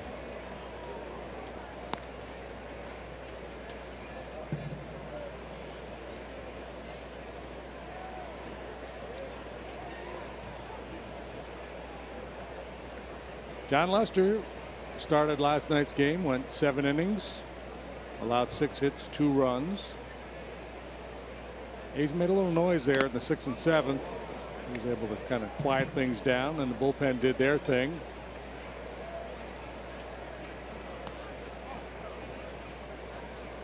Four-run cushion for Arrieta and a pretty well rested bullpen. Joe Maddon's got to be feeling pretty good about things over there in the first base dugout. Cubs have won 5 in a row.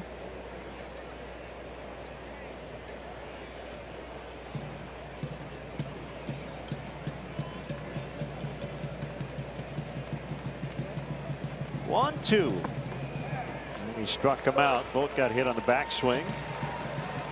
Cubs add 2 to their lead. It's 4-0 in the 6th.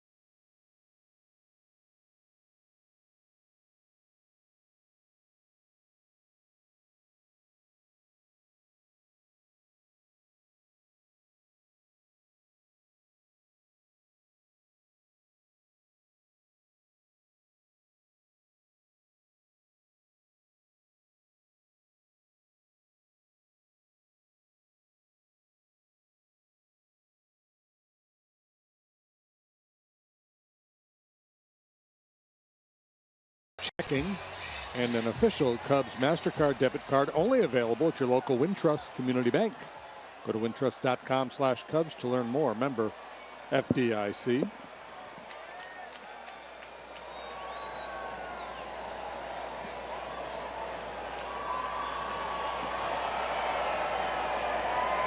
And ball one off the inside corner.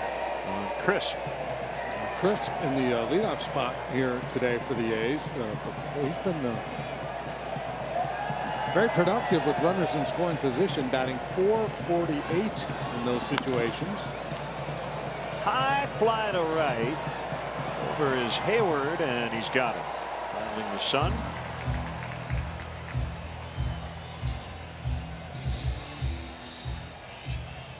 So as part of their throwback day here today, they've invited back Crazy George, the super fan, the cheerleader. Yeah. Who they claim invented the wave here back in '81. So he was just rallying the troops to do the wave. Looks like they still got it going. One hopper to second. Muncy is out. Top two in their order. The table setters combined 0 for 6. Now batting the catcher. Mr. George is looking good. Absolutely. He was a high school teacher. He was a cheerleader in high school and college. Wasn't George the Animal Steel also like a high school teacher, the pro wrestler? Crazy guy.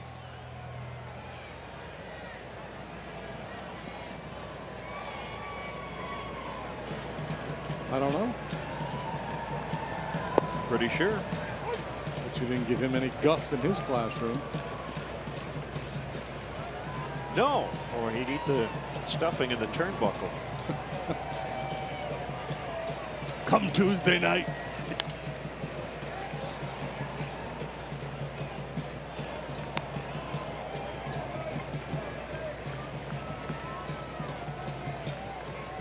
Vote a fly to left and a walk. There's Ricky. Ricky's back.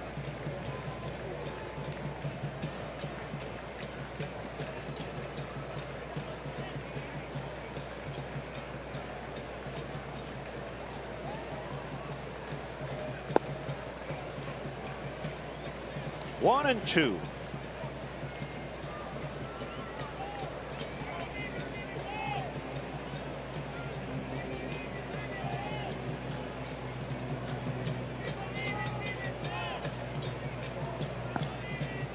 See, I was always under the impression that the wave started up in Seattle. I've heard Minnesota. It's going to be one of those questions nobody will ever really be able to answer.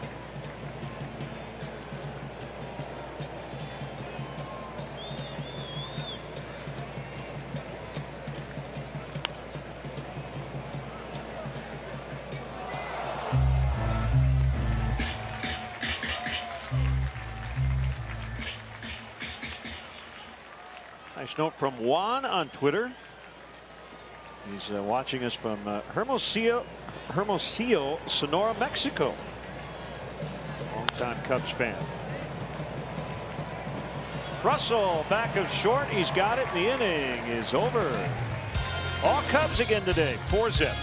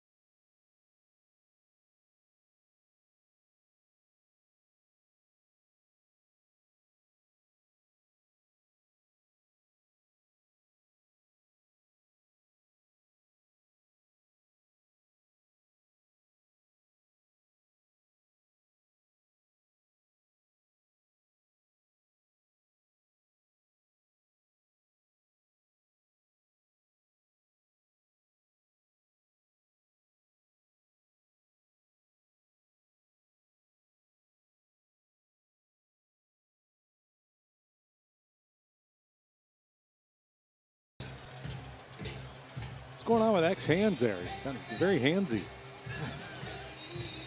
Raleigh fingers the winner. Is carrying a Pez dispenser or something? I'm not sure.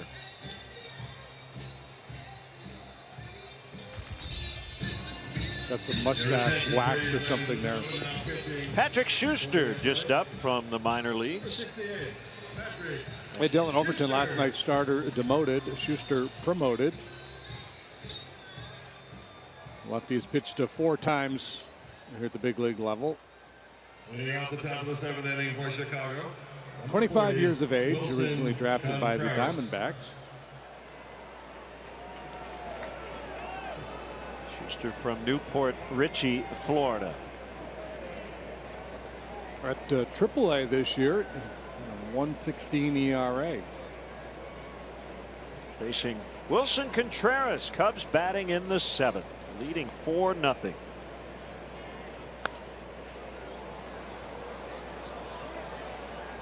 I guess fortunately, while it's 81 Throwback Day in terms of the uniforms, it's the 2016 version of these two clubs.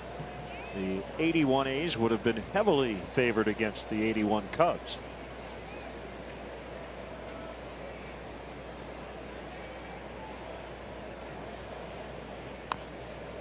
Bounced foul. 2 strikes on Contreras, who just banged himself in the helmet with that bat.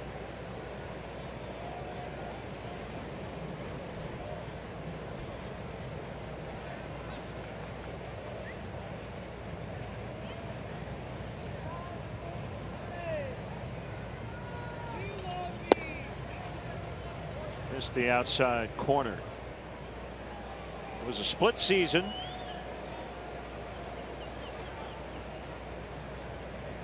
Ricky Henderson early on. 56 steals.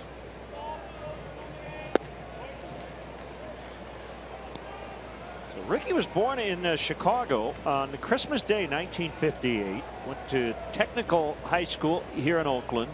4th round pick of the A's. 1976. First full season was 1980. Stole 100 bases that year.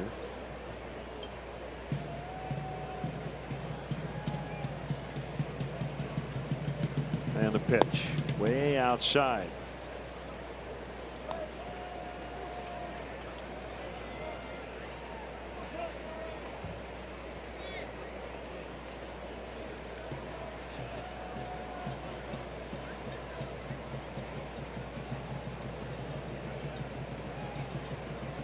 Sets up a 3-2, and Contreras lofts a fly ball to deep center. It is playable for Smolinski, and he one-hands it.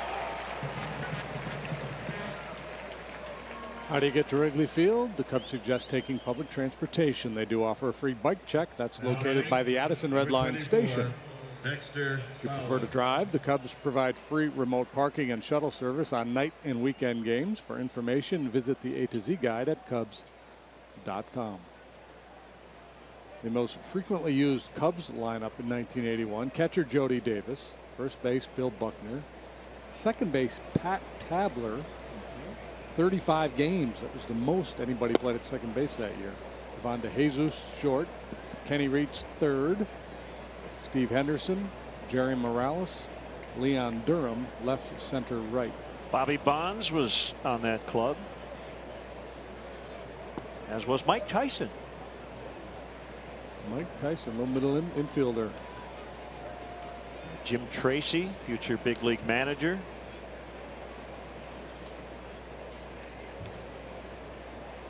Buddy Mike Krukow made 25 starts for the Cubs that year. Diving stop, Healy, and he gets Fowler. Well, Major Healy's had a number of near misses in this series. This time makes a fine play. Takeaway base hit from Dexter Fowler.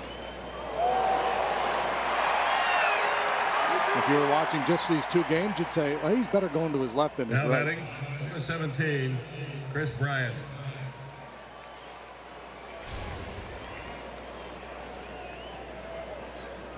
Young Lee Smith Made 39 relief appearances and 1 start for the '81 Chicago Cubs.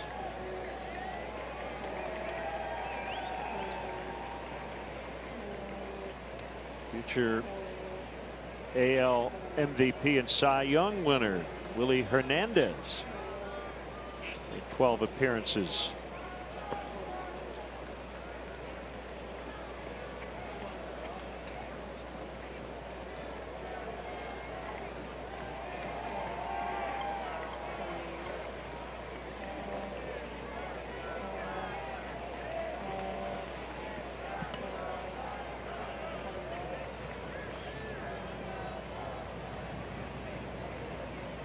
Two-0 to Bryant, and he misses. 3 balls, no strikes.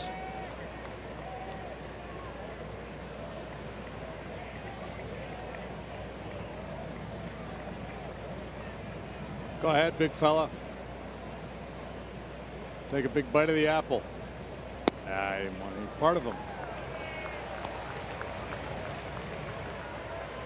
2-out walk. It'll bring up Rizzo.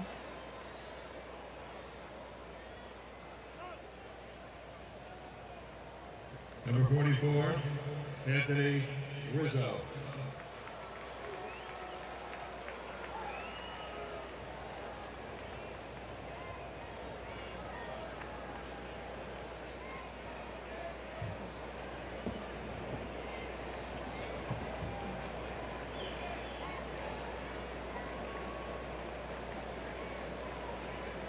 Lefty-lefty matchup.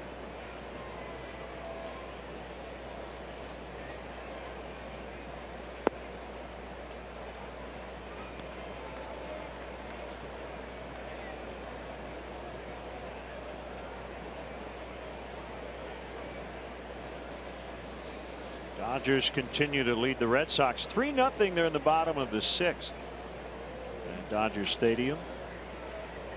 Mentioned the one final from earlier today. Cleveland beat the Yankees 5-2 in the Bronx. Kane and Strasburg the matchup in about an hour from DC. Steven Strasburg's 15-1. Giants and Nationals.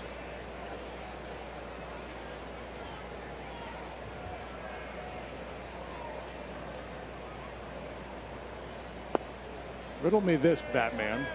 I'm looking at the Baseball Reference 1981 Chicago Cubs page. So their overall record was 38-65. Okay. All right. When you add 38-65, what do you get? 103, right? Yeah. Scroll down to the players. It says Bill Buckner played 106 games. Well, were there any ties?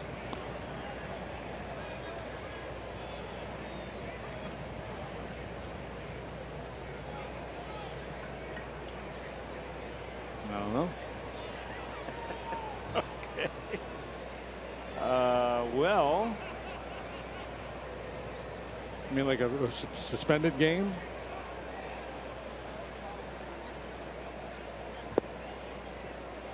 That's a strike. Let's see. They tied on April 29th against the Cardinals. They tied May 10th at Atlanta. So these are games that are, 5 innings or more that are tied. Now, no more ties. Yeah, they had 3 ties that year. So that would explain it. You riddled me, and I gave you your answer. Job. Yeah.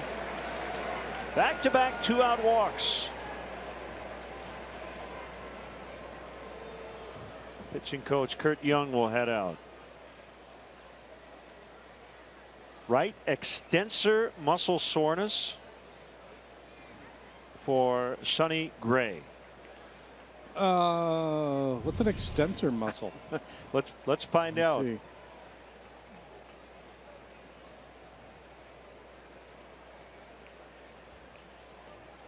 Number 18, Ben Zobrist. Right clearly in some pain there.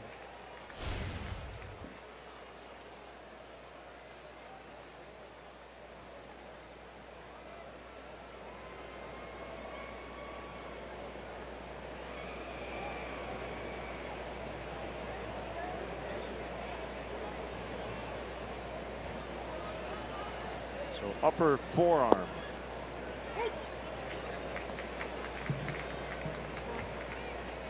Well, the A's can't get a break, can they, if they're pitching?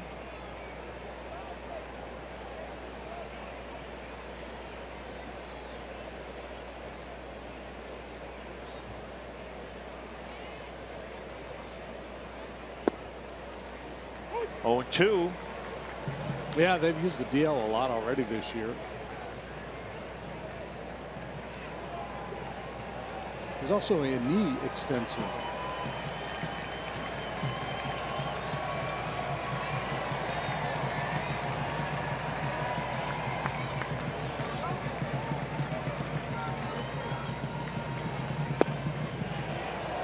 No, sir.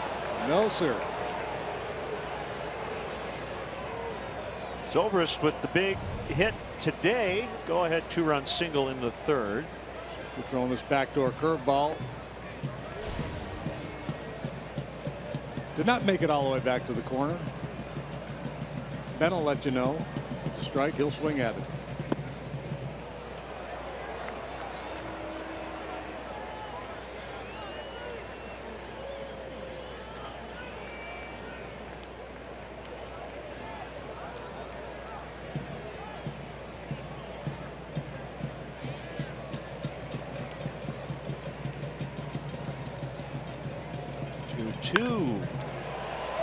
One hopper Simeon to end the inning. Stretch time in Oakland. It's the Cubs 4 and the A's nothing.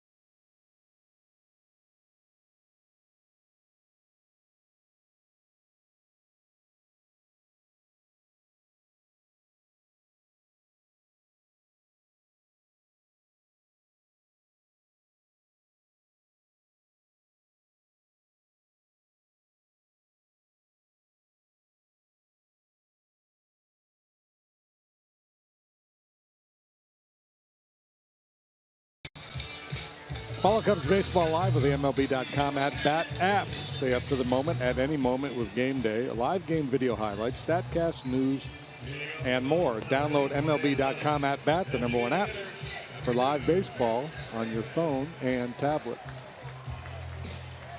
Big crowd today, 32,258. And they just sang the stretch here. And when it got to the root for the, there was a very loud Cubbies from this big audience. There were a lot of Cub fans leaving the ballpark last night on their way over to the train, the BART. As we look out from our perch here, you see an awful lot of blue. 1-0 on Chris Davis. The A's have been held to 2 hits by Arrieta through 6. Looking for his first win since late June.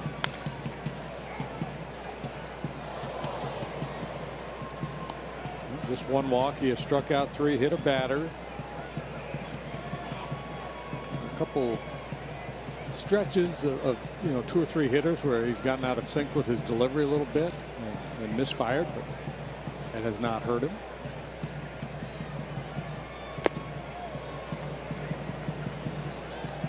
One and two. It's a young club the A's are running out there these days.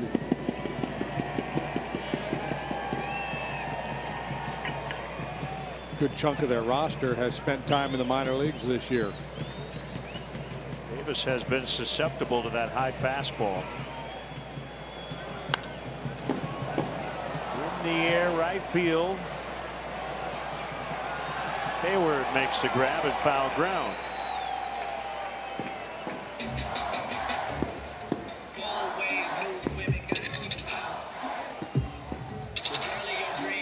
Now batting right fielder, number 26, Danny Valencia. Valencia has grounded out and flied out.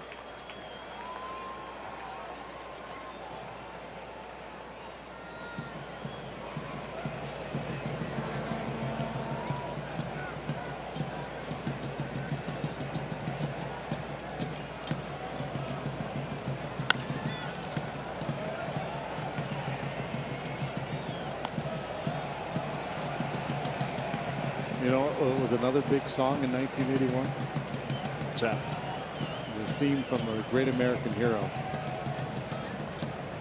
the TV show. Believe it or not, I'm Walking on air. Yeah.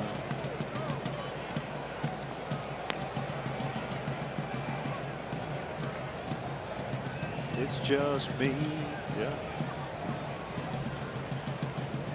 Suddenly I'm on top of the world. Yeah. Good call. Rocking out to some air supply.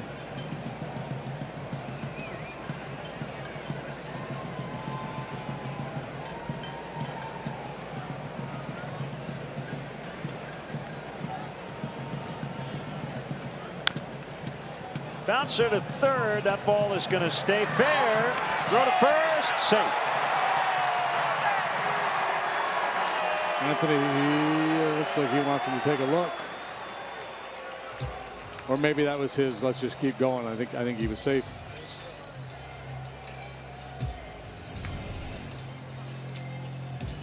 Infield single for Valencia. Now batting first baseman, 17. Was his foot on the bag. It looked like the throw beat him.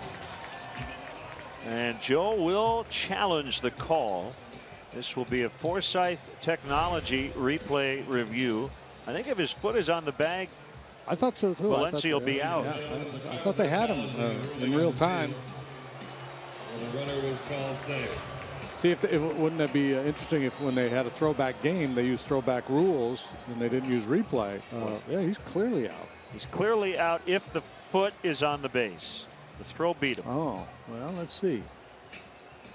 Now the call usually when I think he's out. Usually when that call is made and the umpire says the foot is off the base, he'll make a waving motion, and we did not see that from Ramon De Jesus. So this will be a quick reversal. Out is the call. 5-3.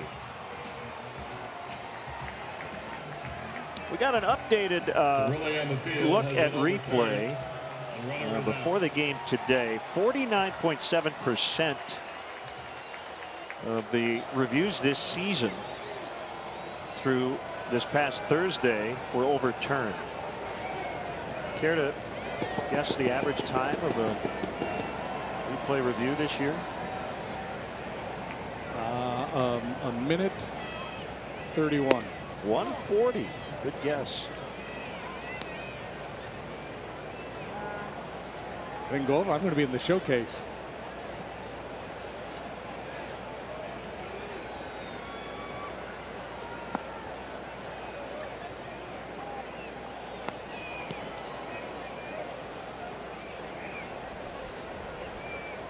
Alonso started with the Reds, traded along to San Diego.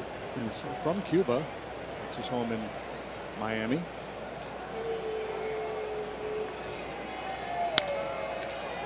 Oh, what a pick. Addison Russell makes it look easy. There you go, A's fans. He has been showing a lot of fans here what they're missing out on. He's had a great weekend so far, and the Cubs are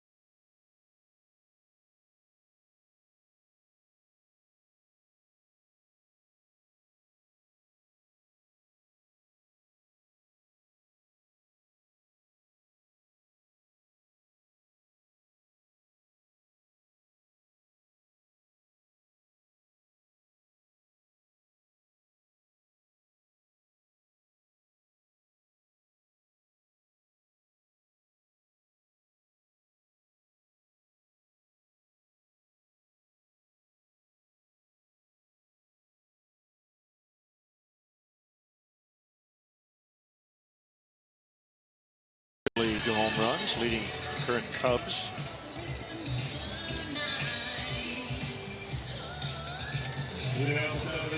Addison Russell made a sparkling play to end the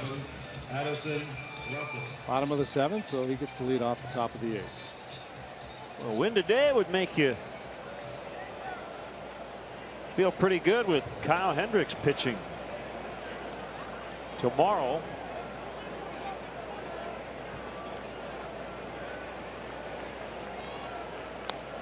Russell. The A's running out there tomorrow. Manaea. Sean Manaea. Indiana native.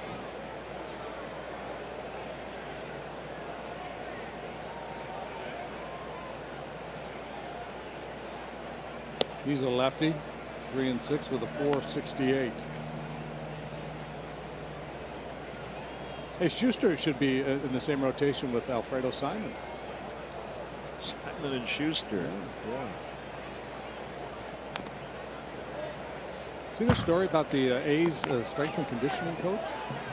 Suspended because of a hidden camera? Yeah, hit a camera in the weight room prior to their last road trip. I guess he wanted to make sure that guys that stayed back that were rehabbing were doing it properly, or I don't know, maybe he just didn't. I'm not sure what his motives were, but he's been suspended because you're not supposed to do that, hide cameras. Russell called out on strikes. Number 22. Wednesday night on CSN Plus will be at Wrigley Field as the Cubs host Mike Trout and the Angels. Coverage begins at 6:30 with Cubs pregame live, presented by Fields Auto on CSN Plus.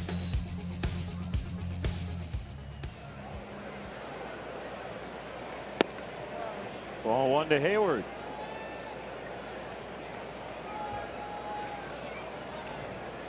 Angels in for just 2, right? 2 games. Yeah. That's it. And then the Cardinals for 4. I haven't seen the Cardinals in a while. No, we haven't.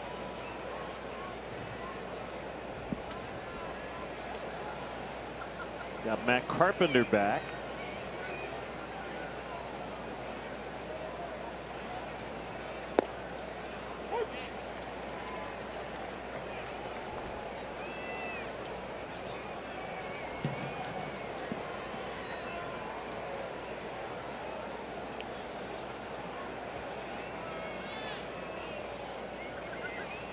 Schuster's pitch, swing and a miss, 2-2.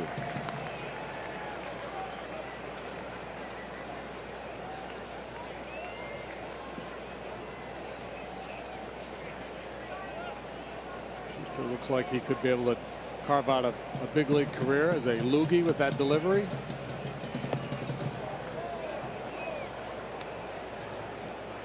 Couldn't catch a corner that time.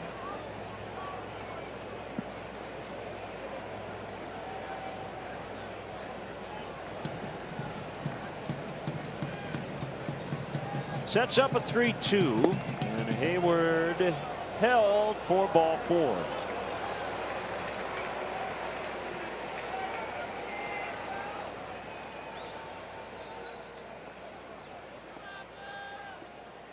Soler with an RBI double his last time up, so he's knocked in 4 in this series. Just off the disabled list.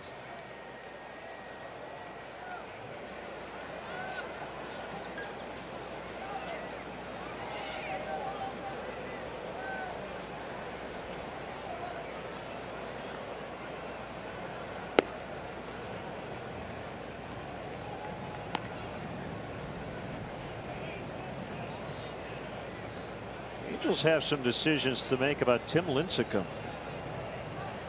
We got knocked around again last night.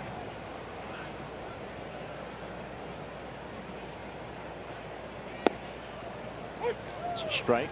Got Tyler Skaggs pitching tonight, I believe. Yep. Lefty who missed a bunch of time after Tommy John surgery. Yeah, I can't imagine Lincecum's having a whole lot of fun getting knocked around the way he is. They got a 9.16 ERA. Made 9 starts for the Halos. Taijuan Walker back from the DL for the Mariners tonight. That one line foul.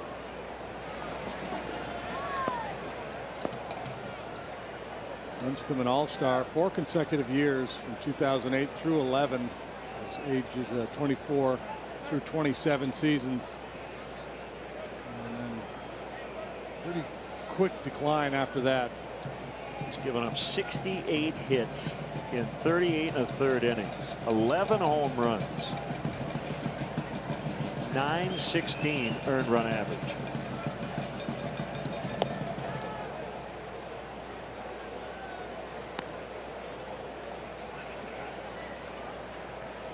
Count even, 2-2.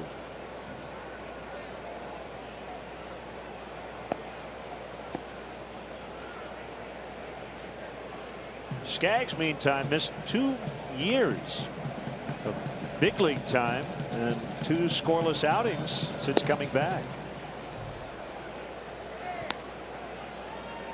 Schuster needs to recalibrate. He's not just missing away, he's missing way away.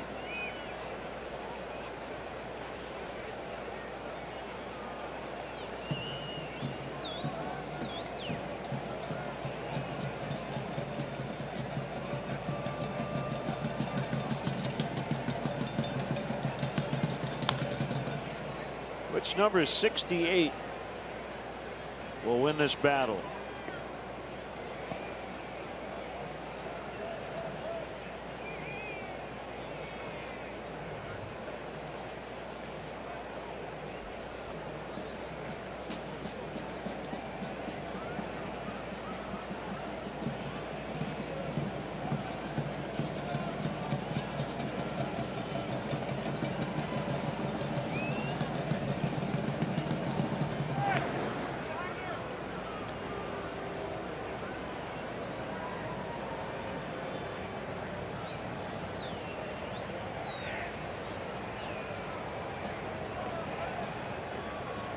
Cubs bullpen quiet. Arrieta with 7 shutout innings on 94 pitches. Now 4-0 lead. Swing and a miss, so it's Schuster's 68 who wins out. 2 gone. Montero will bat. Now batting, number 47, Miguel Montero.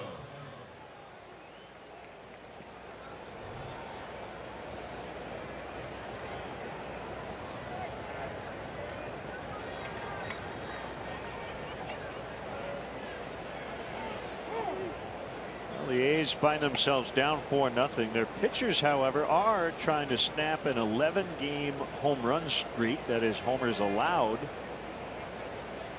have not yielded one so far today.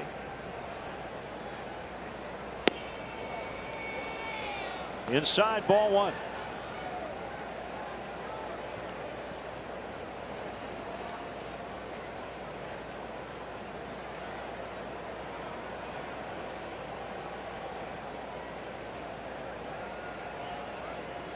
Here's a pitch. It's over for a strike.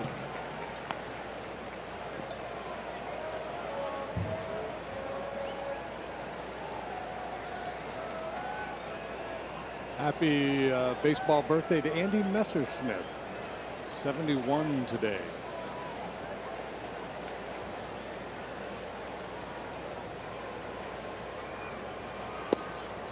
Strike 2.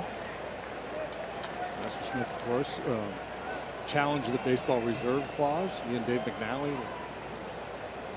Case that ultimately led to free agency.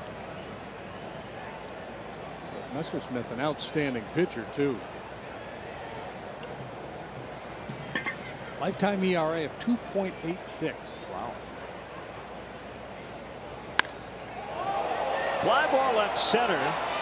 Tracking and catching is Smolinski on the warning track.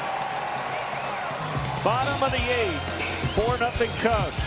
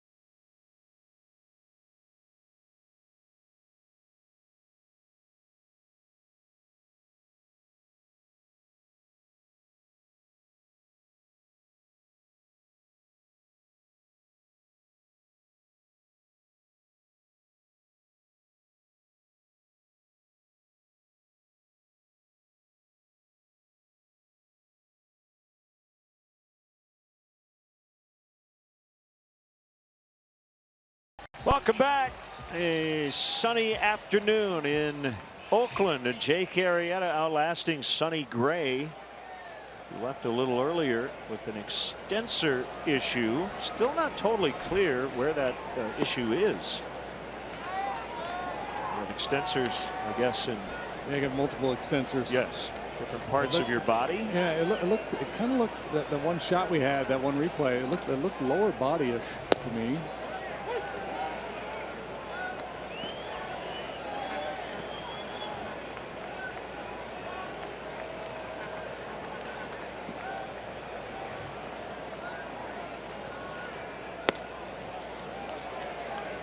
Two-one on the shortstop, Simeon.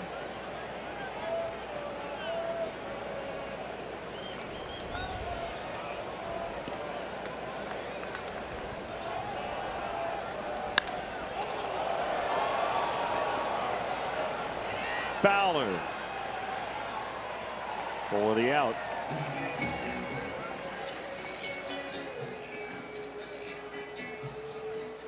Veteran John Axford warming up in the A's bullpen now. Now batting center fielder, number 5, Jake. There's Hector Rondon. A's with just 2 hits in this ball game.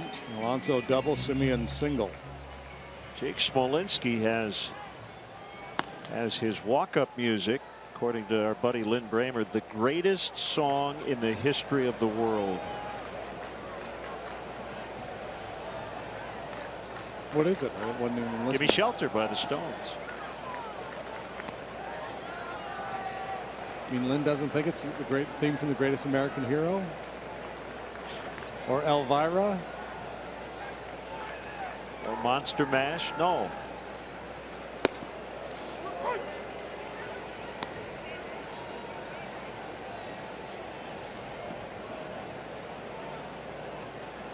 Endless Love? That was big in 1981.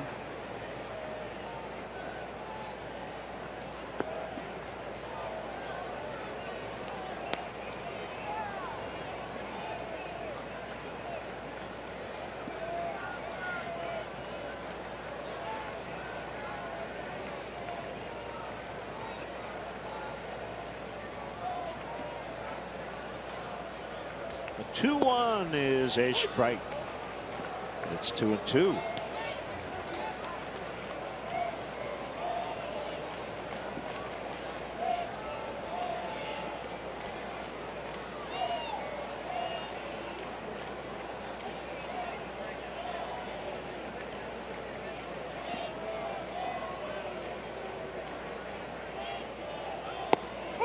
Called strike 3.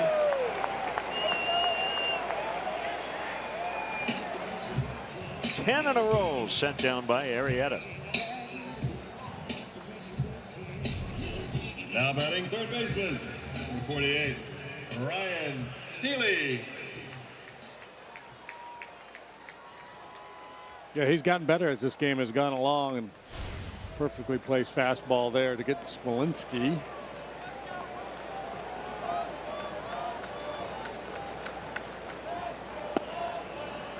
How about that hook for strike 1?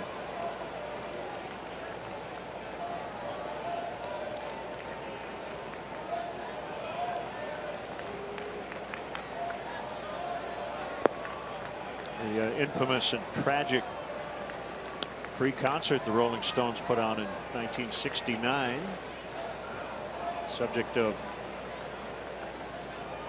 Gimme Shelter, right? The documentary. This at Altamont Raceway, about 45 miles due east of where we sit right now. Healy with a base hit.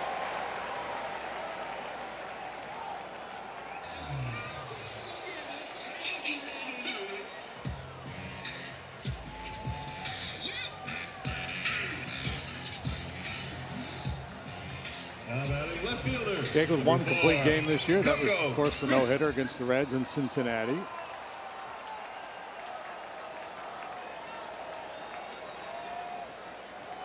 Five career shutouts. 4 have come in a Cub uniform.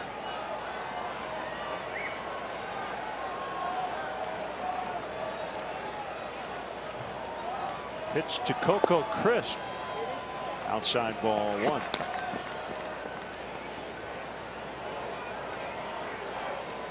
Travis Wood has joined Rondon in the Cubs bullpen.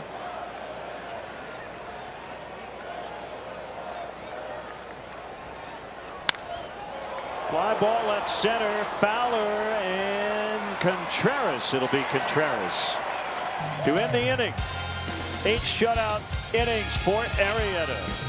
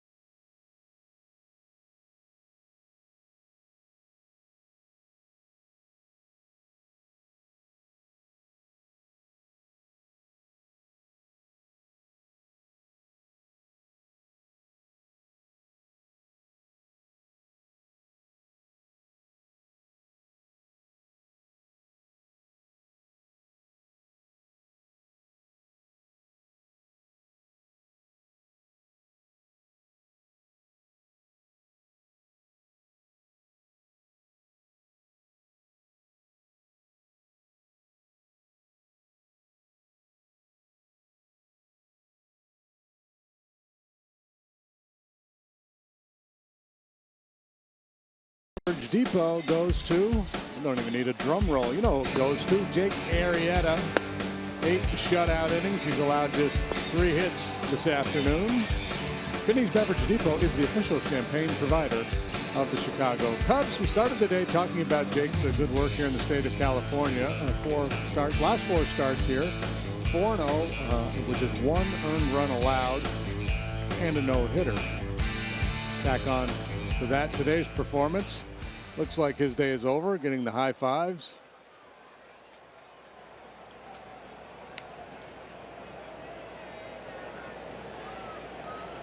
John Axford, veteran right-hander, here in the 9th.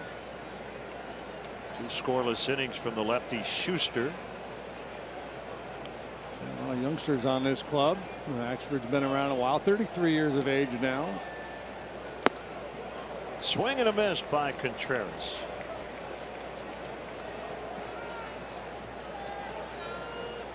Bulk of his big league time spent with the Brewers. 2010 through 13, or part of 13 anyway. Then he moved on to St. Louis.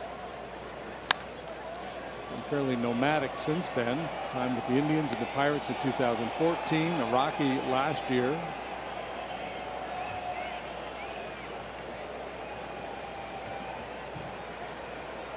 Originally signed by the Yankees, but did not pitch in the big leagues for them.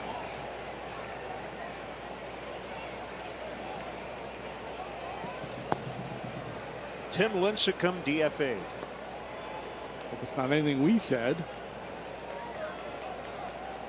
No, I don't think so. Kind of see it coming, that ERA above 9. I mean, he's had a great career, but he's 32 years of age.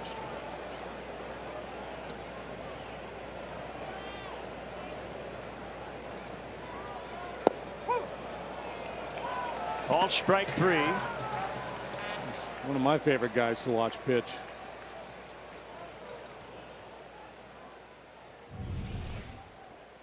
Now batting, number 24, Dexter Fowler. Back to the top now, and Fowler.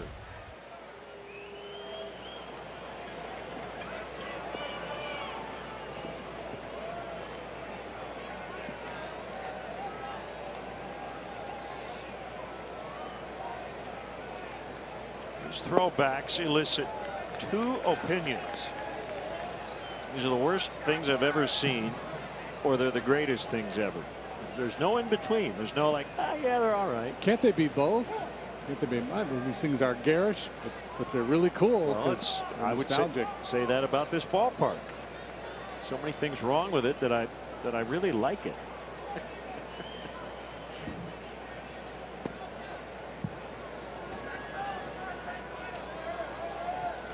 Yeah, old becomes new again. Right. With all the new modern stadium construction, the baseball-only facilities, this one has a nostalgic feel to it because it's big, multi-purpose. I just don't like what they did in the outfield with what they call Mount Davis. Just to have some nice view of the mountains off in the distance.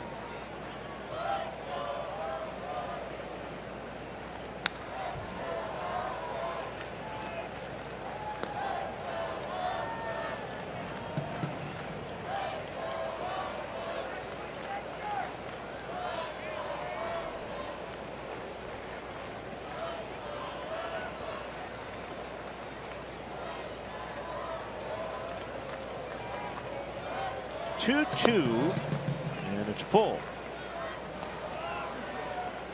Extra 1 out of 4 today.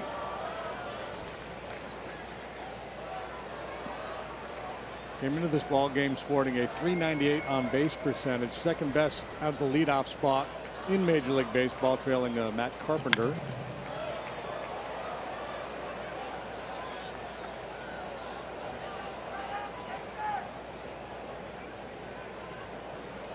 Year 1 of a 2-year deal for Axford here with the A's.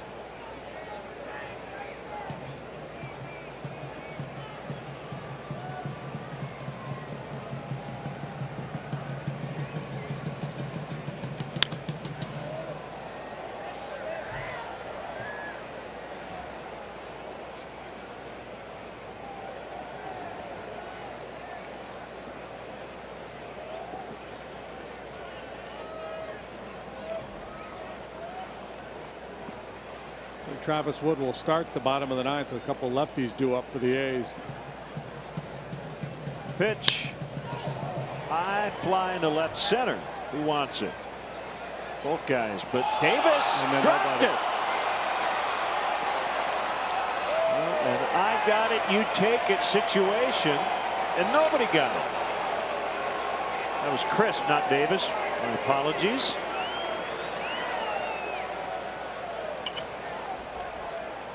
Yeah, this is interesting because normally the center fielder is going to take charge here, but Smolinski, the youngster, may be yielding to the veteran Crisp, who out of the corner of his eye feels Smolinski coming and bails out a little bit. Crisp will be charged with an error.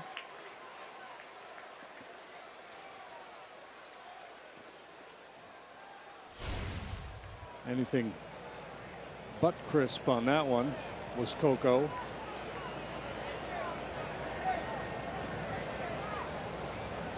Here's Bryant and a strike.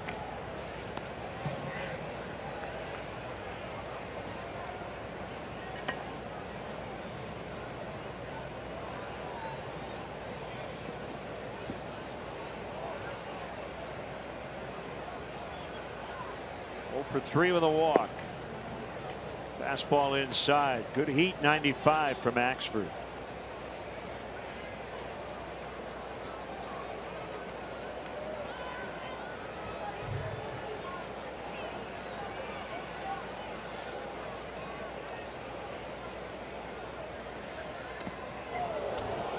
Bryant got hit.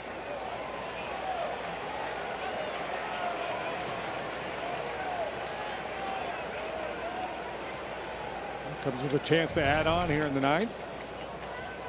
Misplay in the outfield and then a misfire by Axford. Now batting, number 44, Anthony Rizzo.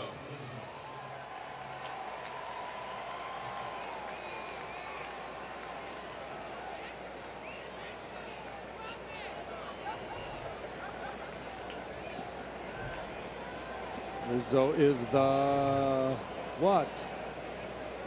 Is the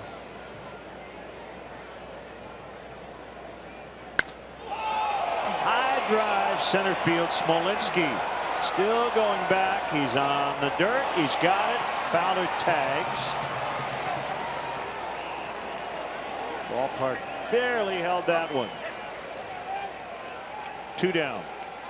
Yeah, well, he's awfully close to a 3-home run day, isn't he? His first time up, he drove one deep to left field, stayed in the park, doubled off the wall in the 6th, and now just misses delivering one here.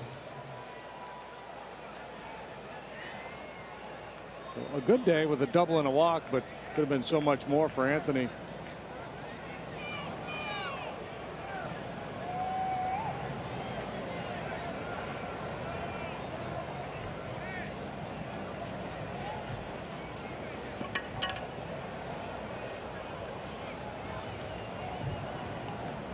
Zobrist with 2 outs. He has the go-ahead RBI.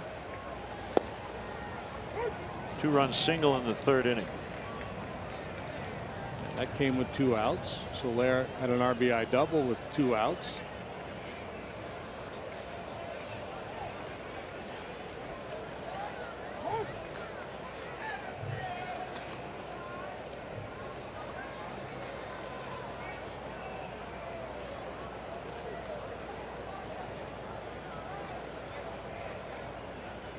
There it comes. It's a strike.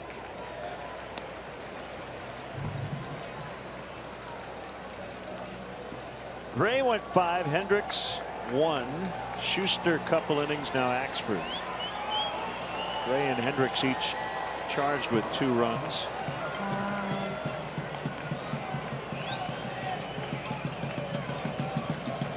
Oh, 2 on its way. Aside from the fact that Sonny Gray had to leave this ball game due to an injury, Bob Melvin has to be pleased with the way he threw the ball today. Didn't walk anybody. Stuff looked really crisp.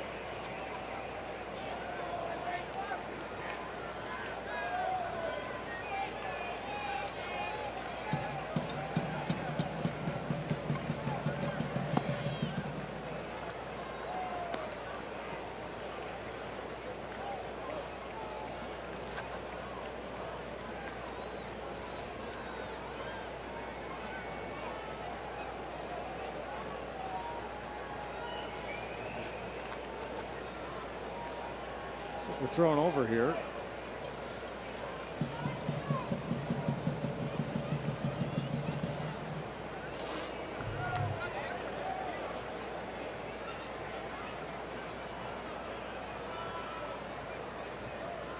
Mike Foltynewicz against Carlos Martinez. Braves and Cardinals will start up shortly.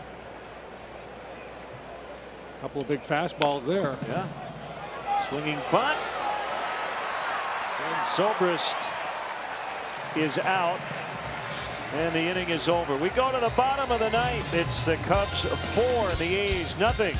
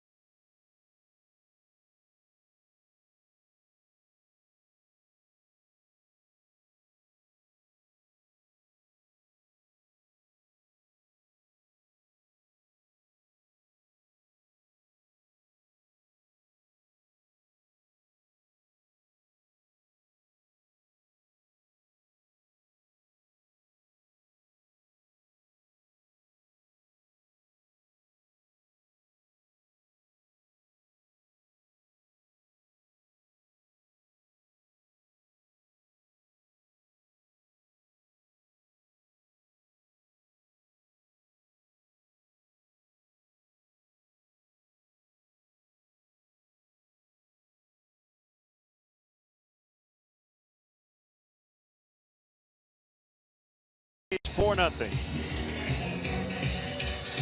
Here's Travis Wood. Travis, for the 54th time, takes the mound for the Cubs. He's 3-0 with a 2.68 ERA. A couple lefties scheduled, but Bob Melvin will make an adjustment. Your attention, please, ladies and gentlemen, for the Athletics, batting for Muncie, number 39, Brett Eibner. He homered last night in his A's debut.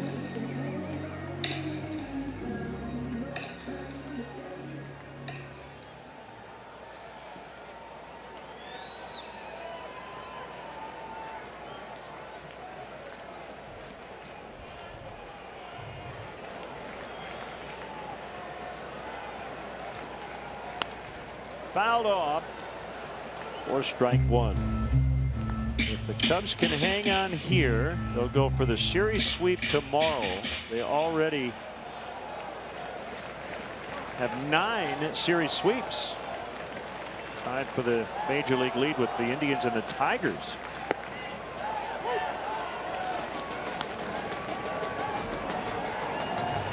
Sounds like Crazy George is just below our broadcast booth. George is crazy. Called strike 3. Eibner's day didn't last very long.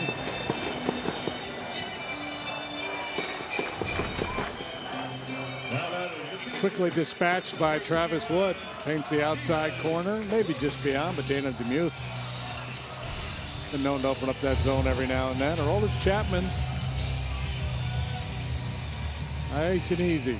No sense of urgency at this point.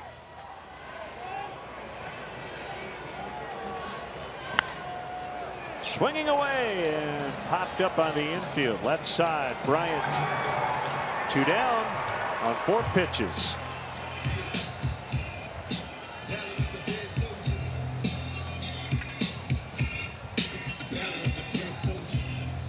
Now batting, designated hitter, number 2, Chris Davis.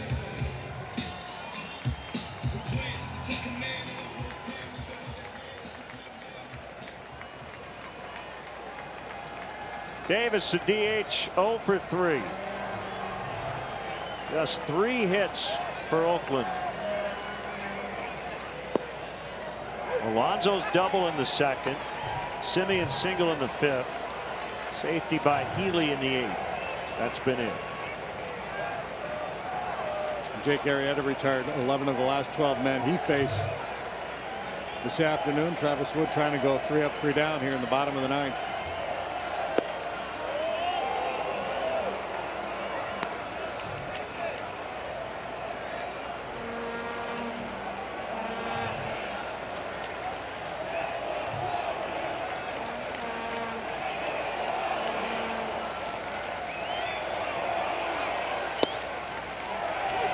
A strike away. It's 1-2.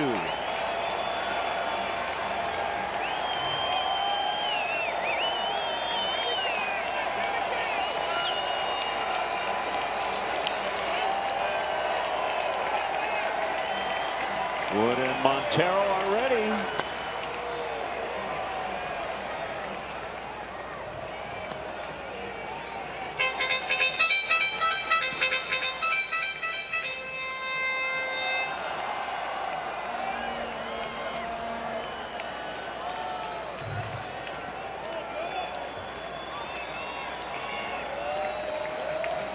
Here it is. It's high. It's 2-2. 8 innings, 3 hits, no runs, a walk, 4 strikeouts for Arrieta. ERA down to 2.59.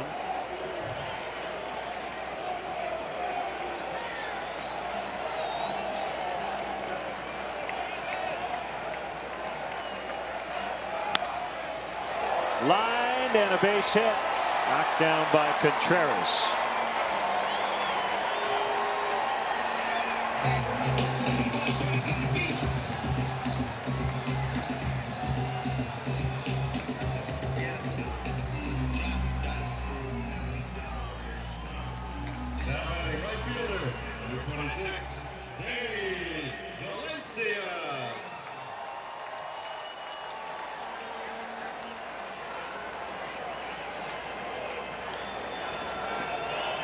Valencia with a man on, 2 down.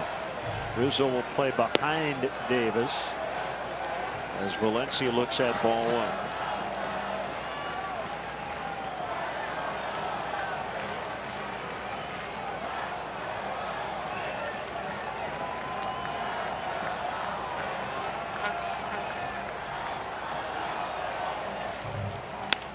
Ground ball to Russell. Cubs win. Cubs win. That's 6 in a row. And a chance for a sweep tomorrow. And Jake Arrieta has his first win since late June. Yeah, it's been a while since Jake has been in the win column, but he has made some solid starts of late. Just has not been rewarded for them. But today he does pick up his 13th win to go to 13-5 now with 8 shutout innings. 2 hours 56 minutes. Big crowd and a lot of Cub fans here enjoying this one in Oakland. So Arrieta and Wood combine on the 4-hit shutout. Make sure you're with us on Wednesday at 6:30 for pregame coverage here on CSN as the Cubs battle the LA Angels of Anaheim. Game 2 of that 2-game series.